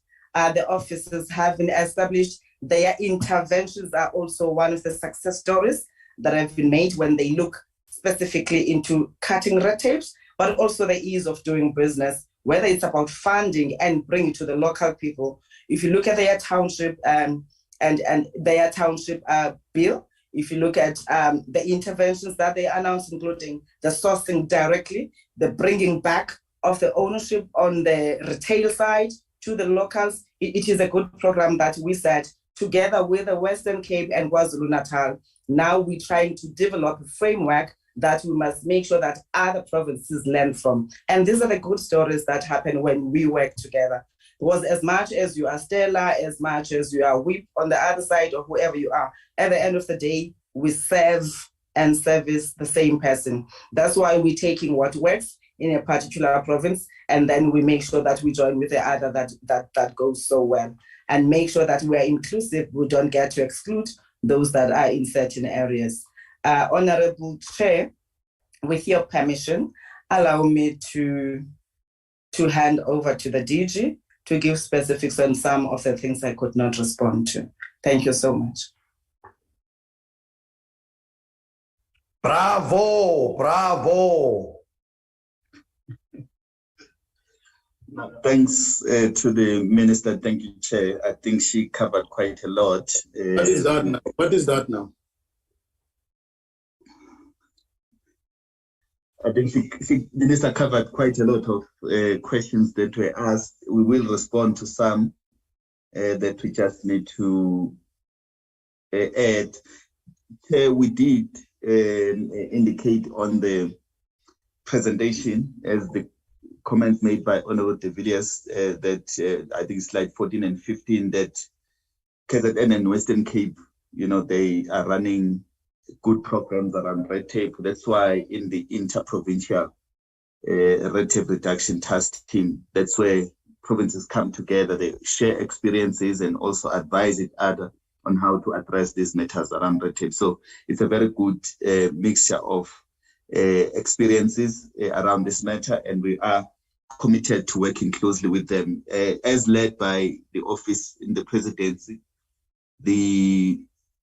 they will be paying provincial visits so that we all provinces, in fact, institutionalize the red tape offices, because it has been proven that if you have a specific office that handles day-to-day complaints from SMMEs, you do tend to get a better results. So we are in that process. We are working closely and assisting the office in the presidency to establish or to engage, especially with the office of the premiers, in the establishment of these red tape reduction units all over the country, because it has been proven as these two provinces are doing quite well in engaging with the private sector.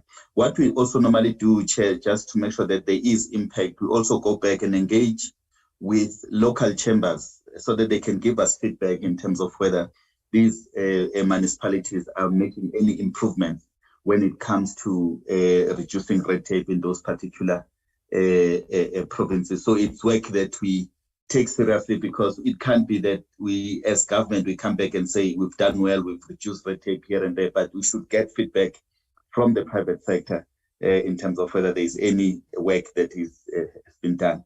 Chair, on the questions that were asked by Honorable April around the mining rights system, I'm sure that work is also driven through Department of Mineral Resources and Energy. Tourism transport operator licenses, I know this one was a huge one, which we've worked closely with both the Department of Tourism as well as the Department of Transport. We sat, I think it was in Durban last year, where we discussed this and came up with a number of solutions. There was also a participation from the private sector. They came in and also offered in terms of supporting the Department of Transport to resolve this issue of transport operator licenses. And it's good that there is progress. They are dealing speedily with the backlog, because there was a huge backlog in that space.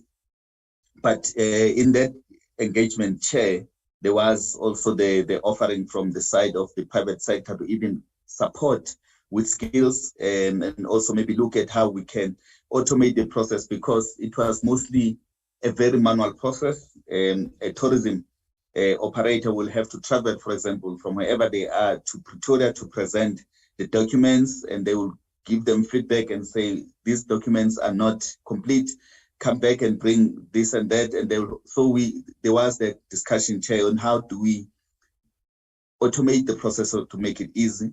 On the visas and work permits in particular, the Department of Home Affairs, they've made commitments that it will take them a few months now to just deal with the issue of improving the visas.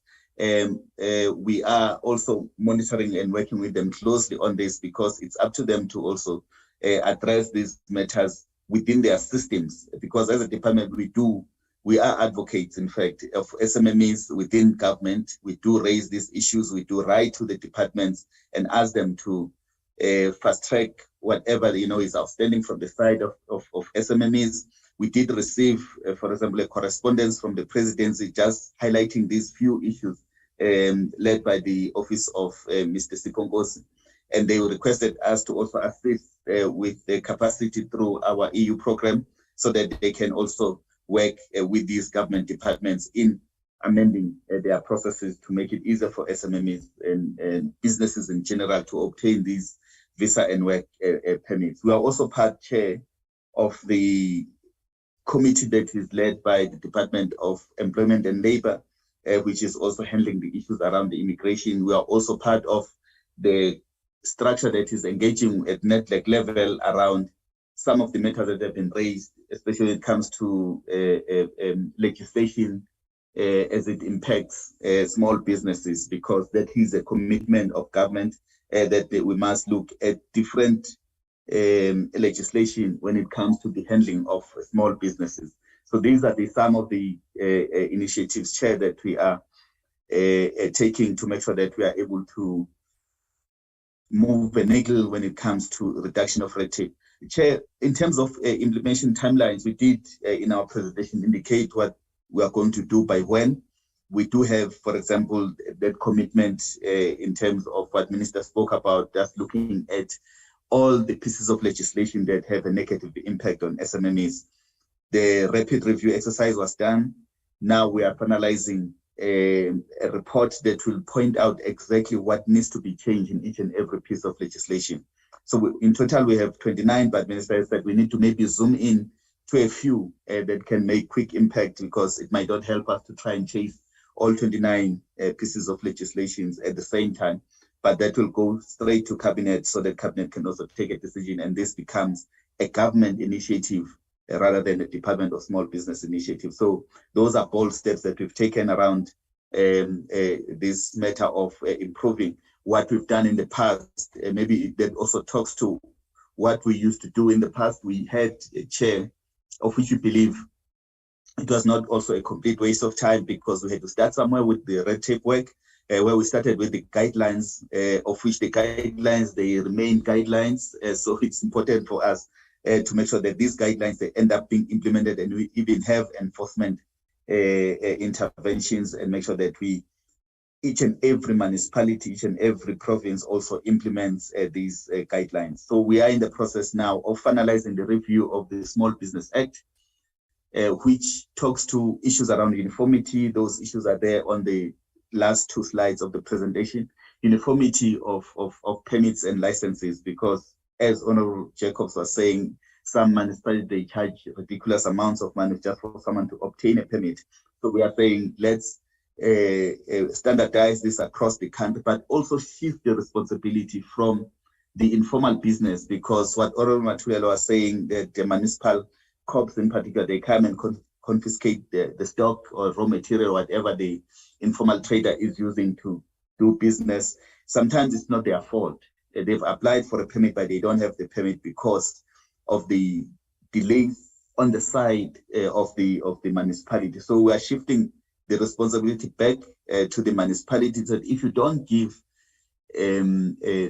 informal business a permit within this particular period, that will be deemed as someone has a permit, so that you don't really disturb the operations of the business just because of our inefficiencies from the side of government. So those are some of the proposals, Chair, that we've put in the Small Business Amendment Act, so that the burden really shifts away from the people who are trying to do business and comes back to the municipality so that they do their work efficiently. But also, we are, as a department, working with various provinces. We know that KZN, for example, they implemented an online system when it comes to the application for licenses, because there were allegations, I think during COVID in particular, that a number of these licenses, it becomes difficult to obtain them as a business.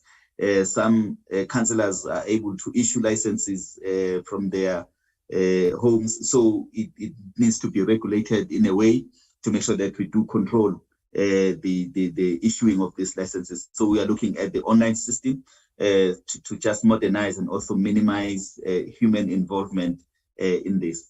Chair, there are also other colleagues on the platform who will respond to other issues that were raised by honorable members. I do have Kolani from SIFA to just respond directly to the matter that was raised by Honorable April, and then I'll allow also my colleagues, Mr. Mohodo, to also respond to other issues that were raised by the honorable members. We welcome, as Minister said, the inputs by Honorable Kruger. We do always discuss these things around red tape, even offline. We do welcome his inputs, and we know that we can do much more when we work together. Thanks, Chair. Let me allow Mr. Kolani first, and then Mr. Mohoto will follow. Thanks. Thank you, DG. Kolani. Good morning, Chair. Good morning to the committee. The question I was asked to answer, Chair, is the question of initiation fees. Do we charge initiation fees on clients, and why? So the answer, Chair, is that we, as a default position, we do charge them. The reason is really for cost recovery, for operational cost recovery, as we continue to run the SIFA business, because often there's a travel for kilometers, sometimes flights, etc., to visit the various clients when we're conducting due diligence, and the time spent on that. But I think the important point to note, Chair, is clients who indicated their inability to be able to pay. We do not expect those clients to pay upfront, and often we capitalize those. In certain instances, clients upfront will say, yeah, I'm committed to this transaction. I'm happy to pay at least the initiation fee, which on average is about 1%. I will pay it upfront. Come the time of paying the transaction, they no longer have that amount, and we simply accept that, and we just put it on, we just capitalize it. So those who can afford it, Chair, are not prejudiced by the absence of the initiation fee, but it goes a long way in covering the cost of delivering the services to the beneficiaries. Thank you, Chair.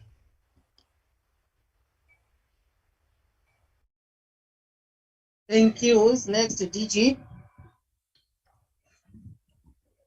Thank you very much.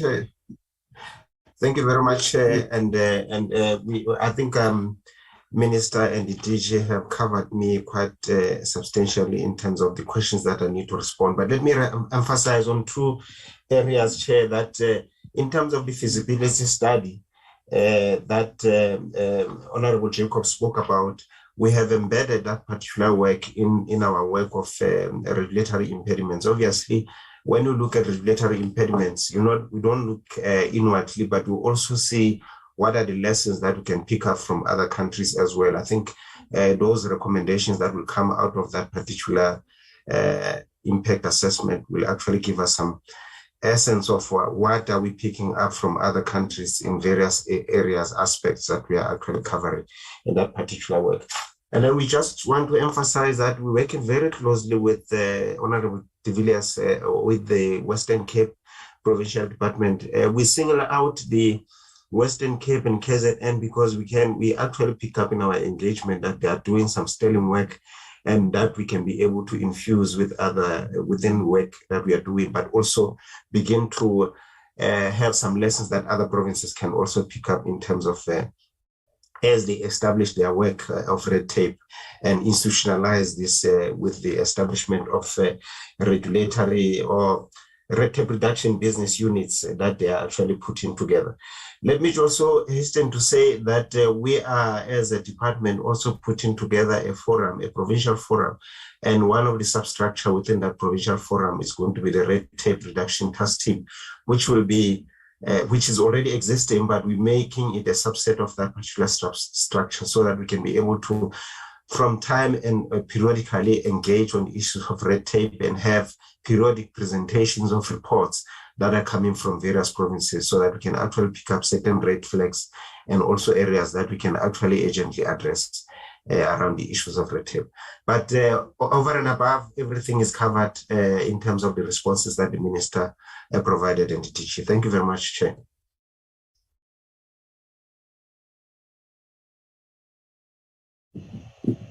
Thank you. Honorable members, here are the responses. Is there anyone who wants to make a follow-up question or clarity seeking question? Chairperson? Yes, Honorable Ntenjana. Yes, I'm here, Chairperson. I'm not sure here. I did not hear the answer to my question. I wonder why. I'm not sure. Can you repeat it, my son? I asked the question as to which criteria do they use now to select the provinces, because merely here in the presentation we hear they specified mostly on Western Cape and KZN. So I just want to check, because as I said, on the issue of pilots. Yes, on the issue of pilot, yes. Okay. DG, can you respond onto this one? I thought the latter speaker has responded, but I would like you to respond on this one. No, thanks, Chair. There is no specific criteria that we are using. We work with all provinces, but the commitment from the side of the province as well assist us, Chair, to pilot this. For example, KZN, they also put in some resources. We've worked with Northern Cape, for example. There are specific municipalities where we've done the intervention, but the issue of the pilot is the first time we're doing this, and we want to pilot it, and then after we see its success, we'll roll it out to other provinces. So provinces like the Northern Cape, we've done some work with them. The Popo, we've done some work with them. We continue to work with these provinces, but also the capacity, Chair, is quite critical at the provincial level. Like we said, some of the provinces are really steaming ahead with putting together this capacity, but the presidency is leading this work to make sure that all provinces at least do have these red tape reduction units so that this work can be done with speed. Thank you. Thank you. Honorable Ntenjana, are you covered? Chair. Yes, Chair, covered. Thank you. Braking, do we have another hand? We have got a hand of Honorable April and Honorable Kruger. Honorable April. Thank you, Chairperson. I just wanted to take the opportunity to appreciate the response that I've received with regards to the initiation fee. Understanding that it goes a long way, the way that it was brought about to the constituency office is that it is a prerequisite requirement that the department will not move unless a client of the department complies to that. And I just needed this clarity, and we should make sure that we don't inhibit our clients or our citizens from participating in the mainstream economy. But I just wanted to say thank you for the answer to the question. Thanks, Chair. Thank you. Thank you, Honorable April. The next hand is Honorable Kruger. Honorable Kruger, over to you. Thank you, Madam Chair. Just two quick things. First of all, I just want to thank the Minister of informing us. You know, for the past close to 10 years, a few minutes was the most informative few minutes of informative presentation we ever had in this Small Business Committee about red tape. So thank you, Minister. You highlighted the day for me. That's the first point. The second point, Madam Chair, is, and I don't know if I'm out of order, but we need the timeline of the Small Business Act. And I had a meeting with our colleagues of the Higher House,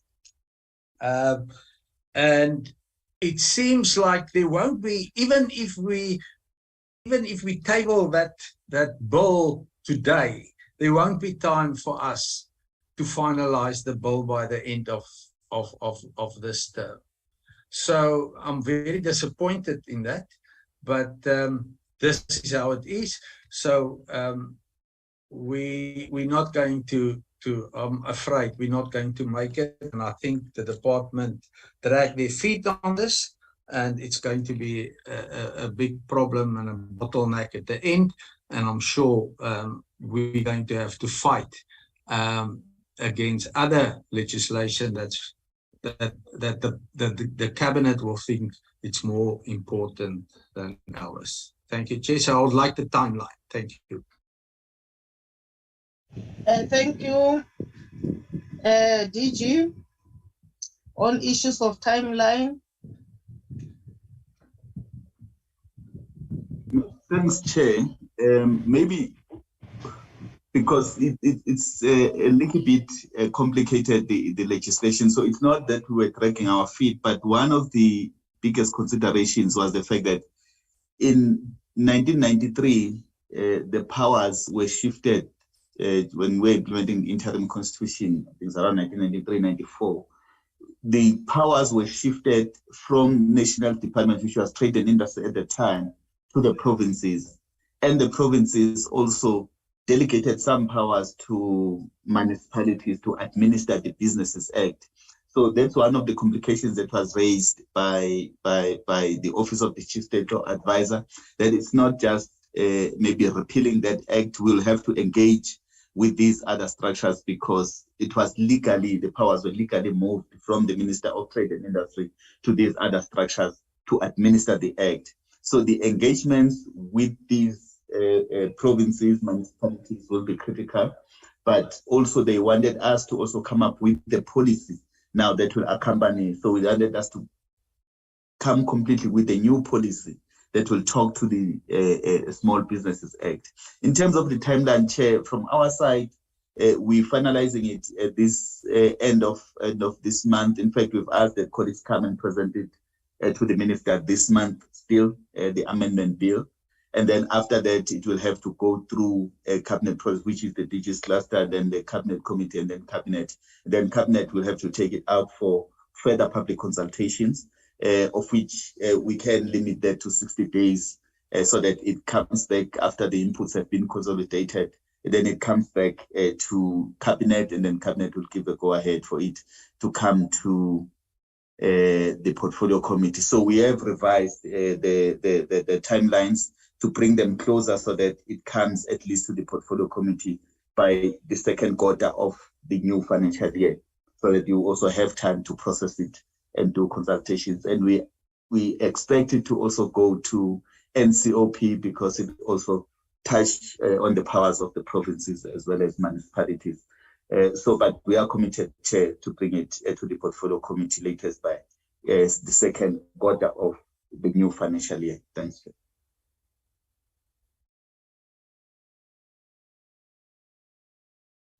Thank you, DG. In the absence of any, I would like the minister to wrap up so I can make my closing remarks. Honorable Minister, there is anything which you'd like to reflect politically based on what was being discussed? Over to you. Thank you so much, Honorable Chair. I would like to take this opportunity to thank the honorable members for the words of wisdom that they shared with us, and of course the advices that they give to us.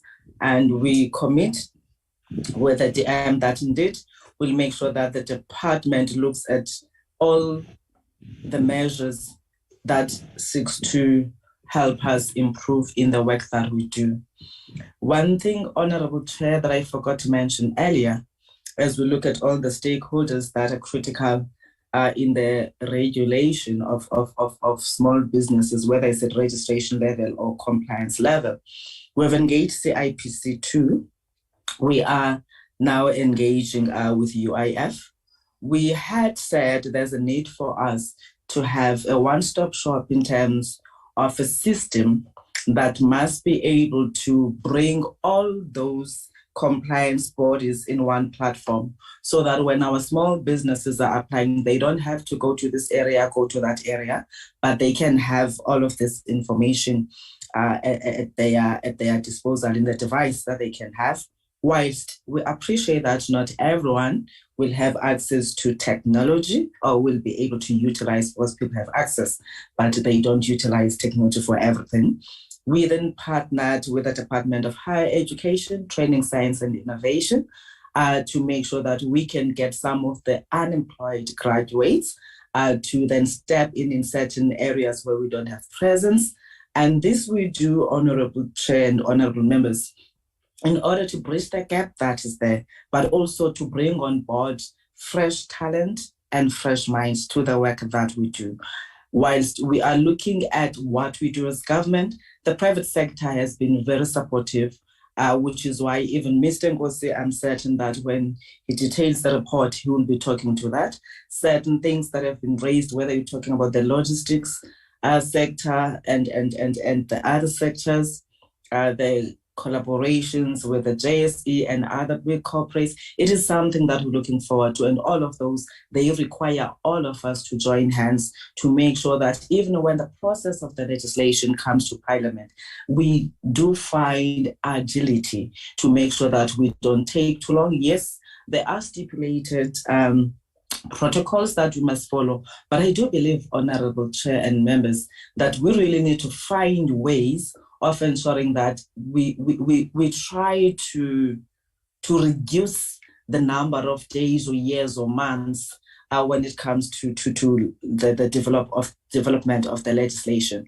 I'm raising this because many a times when we see a challenge and we go and say, let's introduce the legislation or let's amend, it takes too long that by the time we finalize the legislation, the matter has been resolved in a manner that people have just decided to resolve on themselves. And this is what, therefore, makes the people to complain. I think we really need to look at the agility of government in doing certain things. Same applies to the agility of the legislature that developed these legislations. We are looking forward to tabling the legislation that we'll be bringing sooner, as DG gave a response in relation to the timelines. As I said, we appeared in Cabinet, therefore the business case is approved. And in the next cycle of Cabinet, DG, we have said so to the department, Honorable Chair, that we want to make sure we table after the state law advisors. We will be engaging Minister Lamula to make sure that he can then set aside a team that must be dedicated into looking at this. This we do because we also have an appreciation of the challenges that are faced, but also the fact that indeed Parliament will be rising soon. And we really do not want to take too long, as we know that we don't have that comfort or luxury because small businesses are dying. Small businesses are being excluded in the economy every day, and that hammers our economy. Thank you, Chairperson. And once more, thank you to all the honorable members for the great inputs. We're leaving this portfolio committee well informed and advised, and we promise or commit to improve every day we come from here. Thank you so much. Thank you, Honorable Minister. Braking, can you go back to our agenda?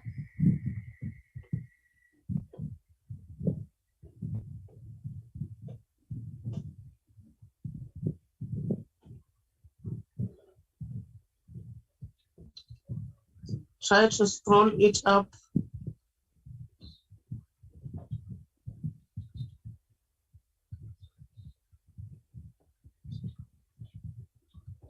Okay.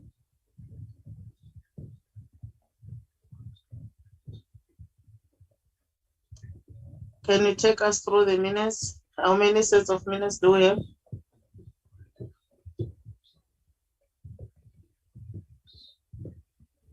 Chair, we've got 2 sets of...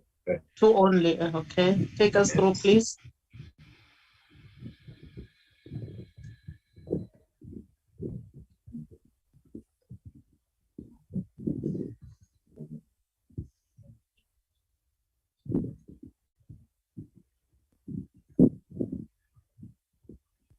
We've got this set of minutes of the 8th of March, which is last week, where we were getting briefing on the implementation of the Cooperative Act as amended and regulations.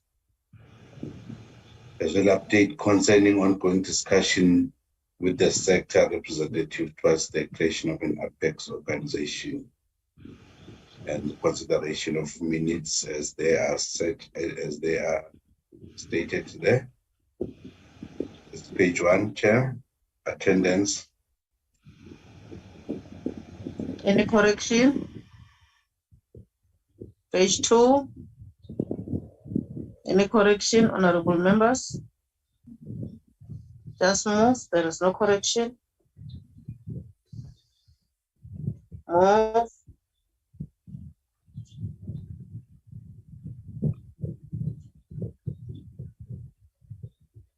Page 3. Any correction under this page? None. Move. Under page 4. Any correction?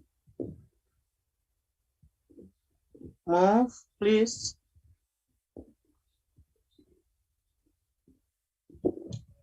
Under page 5, is there any corrections? No corrections. Move. Move.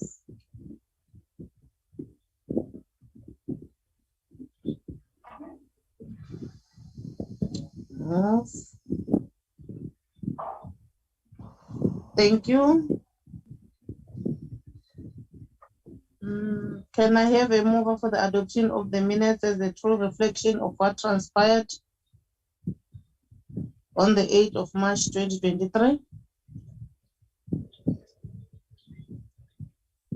I move, Chair.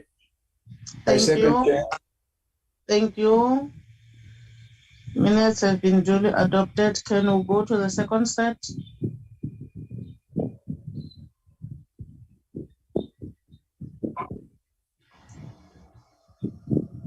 Chairperson, these are the minutes of the 1st of March, which were not adopted in the meeting of the 8th of March, with the concern that that meeting did not end properly, and the resolution was that members will listen to the YouTube and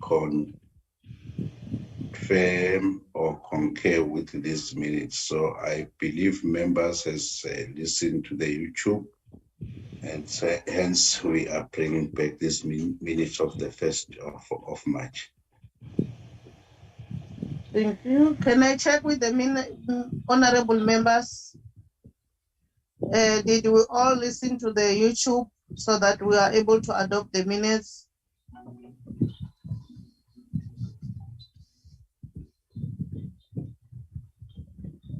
Honorable members? Madam Chair, before we adopt the minutes, I think while you're talking about YouTube, it takes me always a day or two looking for the link of the YouTube. Can we ask the office, King and them, to send us a YouTube link when it's the minute is available, please? Ibrahim, can you advise on this one? Chair? Because we're left with one slot next week. Yes? You can talk, Brakin. Listening. Now, I was listening, Chair. We then try and do that. That Honorable Kruger is requesting. However, it would have been better if it was requested last week, because of the resolution as saying members will go and listen to the YouTube. So we'll try and find out the link. Yeah, thank you. Honorable Kruger, I also have got a concern because this has been the decision of the portfolio committee that will go and verify, because the majority view were saying we did finalize, and then some said no. So to be able to satisfy everyone and to be transparent, to work as a collective, I requested that we go and check. And if we did not, I've got a problem because we've got only one slot, and I don't want us to close this quarter without finalizing or hang with something hanging on our behind. So can we be advised by your good selves, honorable members? Yes, Madam Chair, yes, I agree with you 100%. But what I actually propose is that every meeting that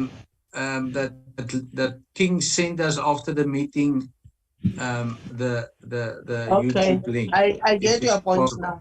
Yeah, I thank got you. your point, but what we need to do now, we're proceeding with this one because the decision was that we go and listen. So my expectation is that honorable members have been responsible. So we are checking these minutes and adopt them, but also taking your advice that in each and every portfolio committee meeting, we be furnished with that in an audio of the YouTube to can be able to verify whatever we would like to verify. So I think that request is accepted. Chair, just if I may come in, please, Chair, just for the sake of continuity, I would suggest that, or I would move that we adopt the minutes of the first also in this meeting, so that we have it minuted as properly. So I move for that, Chair. Thank you. Any seconder, honorable members? I second that, Chair. Thank you. So King, can you scroll the minutes so that we adopt them?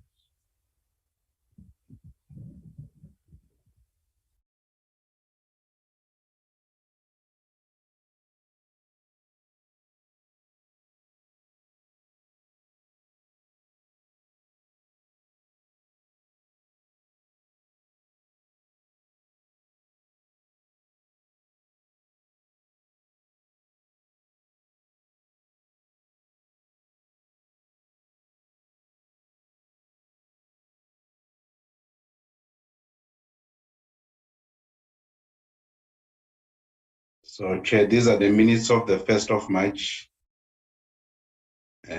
where we were getting the briefing from the Constitutional and Legal Services Office on the drafting of the legislation. And we're also getting the responses on the 2022 BRRR recommendations. And then these are the members who were in attendance, although the chairperson requested to be excused for doctor's appointment. These are the officials from the department. Then there's page 2, where the acting chairperson was elected, and the name of Honorable April. I wanted to hear that name. In the name of Honorable April. So this was a briefing from the legal advisor on how to go about developing or establishing an amendment or a bill. And then thereafter we've taken through by the department on the implementation of 2022 BRRR recommendations. Then when we're about considering of the minutes of Congress deferred to the next meeting because of continuous network loss due to load shedding. So it was proposed by Honorable de Villiers and seconded by Mr. Honorable Jacobs. So these are the deliberations. And then these are the resolutions and the acting chairperson. I'll request the acting chairperson to lead us on this one because it's the one who chaired this session. Honorable April, over to you. Well, thank you very much, Chair. I think what is just left from this one to do is just to the notes that is reflected is true, and it is just for us to get a mover and a seconder for the adoption of this notes. Can we have a mover for the adoption of this notes?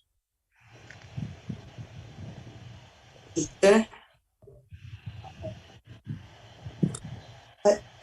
I move for the adoption of these minutes. Who's speaking now? Rubengo. No.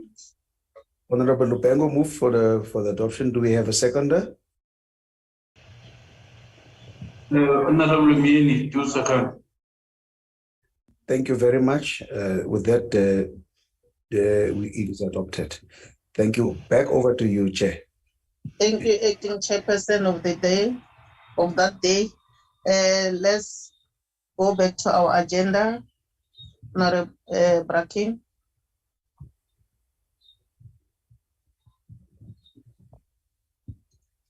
The next item, honorable members and our officials, is progress on the Northwest oversight visit. Can you take us through, Bracken? Or is yourself or Sbu? I don't know. Thank you, Chairperson. We as the Secretariat, after the decision that was taken by the committee that we conduct an oversight, so it was agreed that we do an oversight in the Northwest Province. So we sat down and then we came up with the structure. So we would like to present a structure for the oversight visit in the Northwest, which then, according to the parliamentary program, the oversight week has been scheduled from the 28th of March, Tuesday, 28th of March, up until the Friday, 31st of March. So this is proposed structure is in line with that parliamentary program. And then looking at the time where we looked at it's going to have only 4 days, then the focus will be on Nakamudiri, Mulema and Bujanala district municipalities. And then we looked at the members will travel on Monday from their respective homes and constituencies. They will travel and then they will converge in OR Tambo International Airport and drive to sleep in Mahikeng. So with those kilometers, we reflected them there. That is about 320 kilometers from OR Tambo to Mahikeng. And so then we are thinking that at least the latest, if we can lift around 2 from OR Tambo. Then on day 1, which is a Tuesday, the 28th of March, we'll be working in Nakamura Mulema District Municipality, and then the target local municipality with the enterprises that has been that will be identified from the list that was submitted by the department. It's going to be in Mahikeng and Mabato, which is about 7 kilometers apart to each other. And then also thought that we learned that in Mabato, in Mahikeng, there is a co-location facility. So we thought that members of the committee can be familiarized to that Cedar Super co-location facility so that they can be an understanding that people of the public, they do access those facilities for assistance, which is a cry from those people most of the time.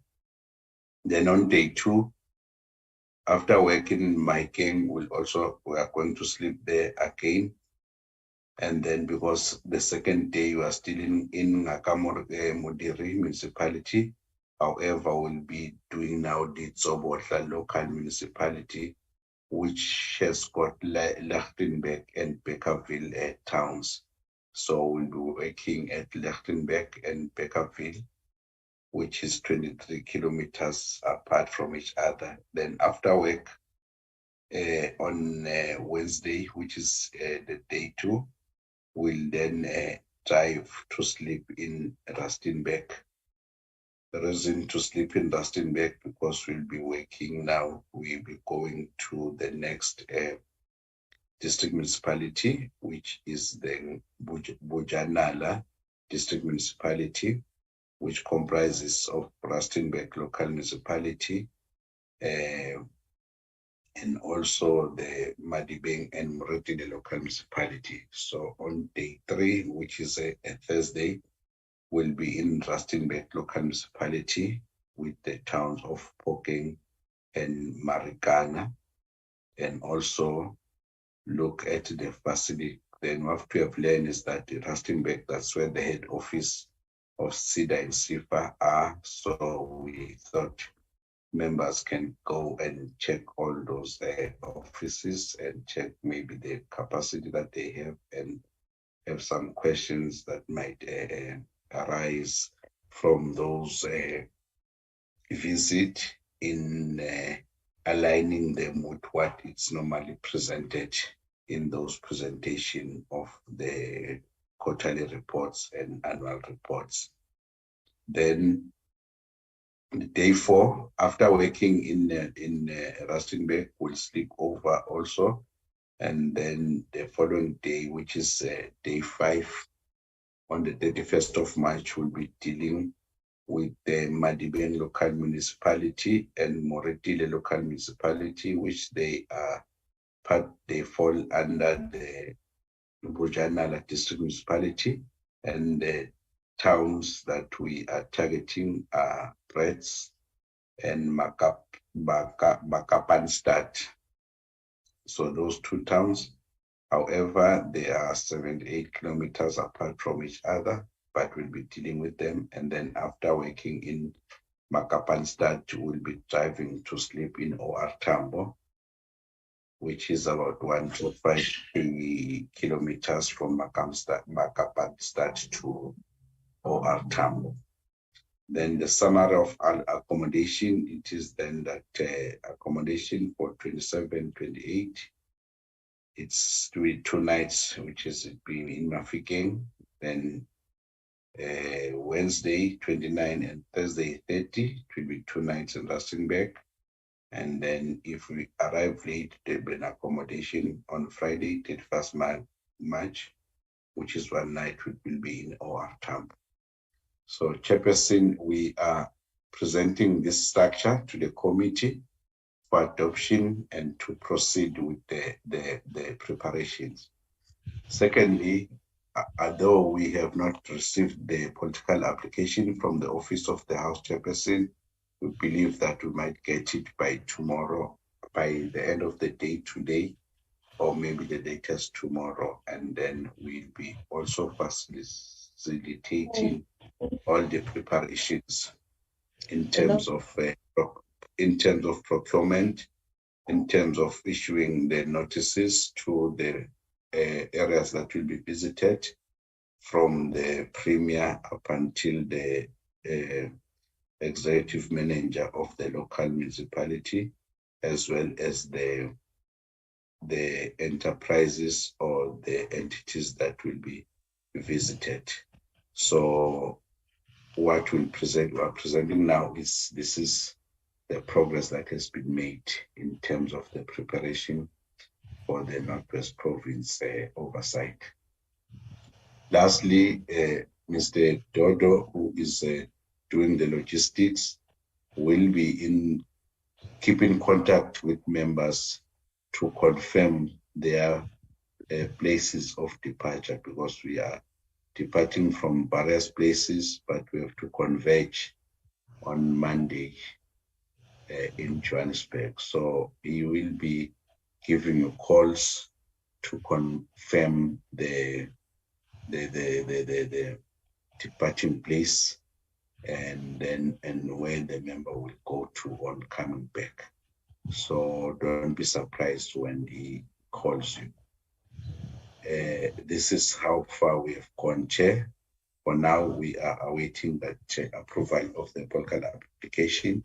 And once we receive it, then we'll also confirm to say we have received the approval. So the preparation are taking shape. Thank you, Chair. Thank you. Here we are, honorable members. Anyone to make an input so that we adopt the program? You will assist me by observing hands if there are any, Bracken. It's high in April, Chair. Okay. The adoption. Honorable April is moving for the adoption.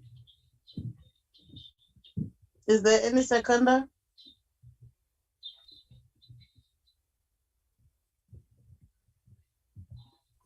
I do second, Chair. Thank you, Honorable Lebengo. The program has been adopted. We'll hear from you, Braking and Dodo. And the last item is closing remarks. I would like to thank all of you, Honorable Minister and DM, DG and your team, as well as our officials and my colleagues for the very fruitful deliberation. I believe the inputs and the pieces of legislation or researchers from honorable members for Honorable Kruger and the advices of visiting those other provinces who are doing very, very well are taken into cognizance. After all, we are supposed to benchmark to be able to assist other provinces. Everything which has been reflected in this meeting, most especially on the issue of coordination, I believe is something which will make some follow-ups, and also on the bill itself. We appreciate everything, Honorable Minister and your team. We are really hard at work. Let's proceed. Let's assist our people, most especially on the issue of bylaws. It needs to be urgent. The meeting with the Minister of Culture, we are supposed to do it urgently. So because time is not smiling with us, our people are suffering outside, and we are really not happy if they are being harassed because of laws which are being made by our good selves. So also the intervention made in the proposal, we really appreciate it, most especially where we're saying the minister must be given powers to have powers to regulate certain things. It will assist us because also the issue of long processes jeopardize our goals sometimes because it takes long, as Honorable Kruger has indicated, that we may start something, but it will take long. So we'll appreciate if we are going to fast track each and everything which we are putting in place before us today, so that the issue of reduction of red tape be dealt once and for all. Without doing that, really, our small businesses will never grow. So thank you so much. It has been a very fruitful meeting. The meeting is then adjourned. Thank you.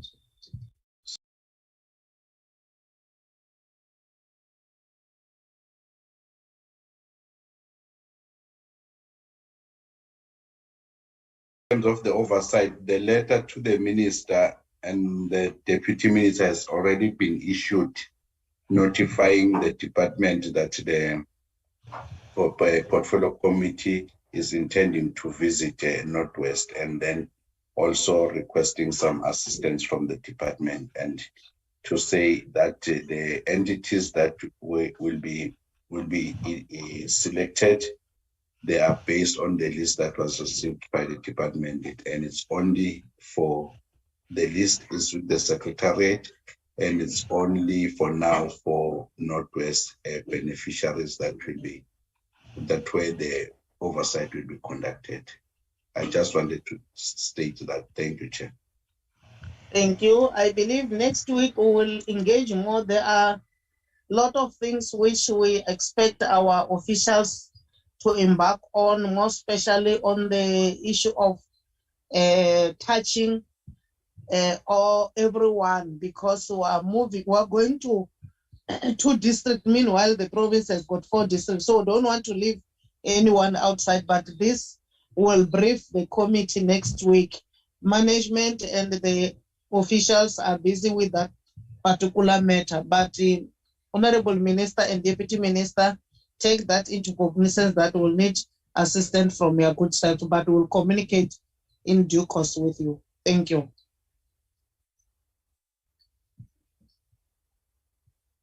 Mhlangano ugqibiwe.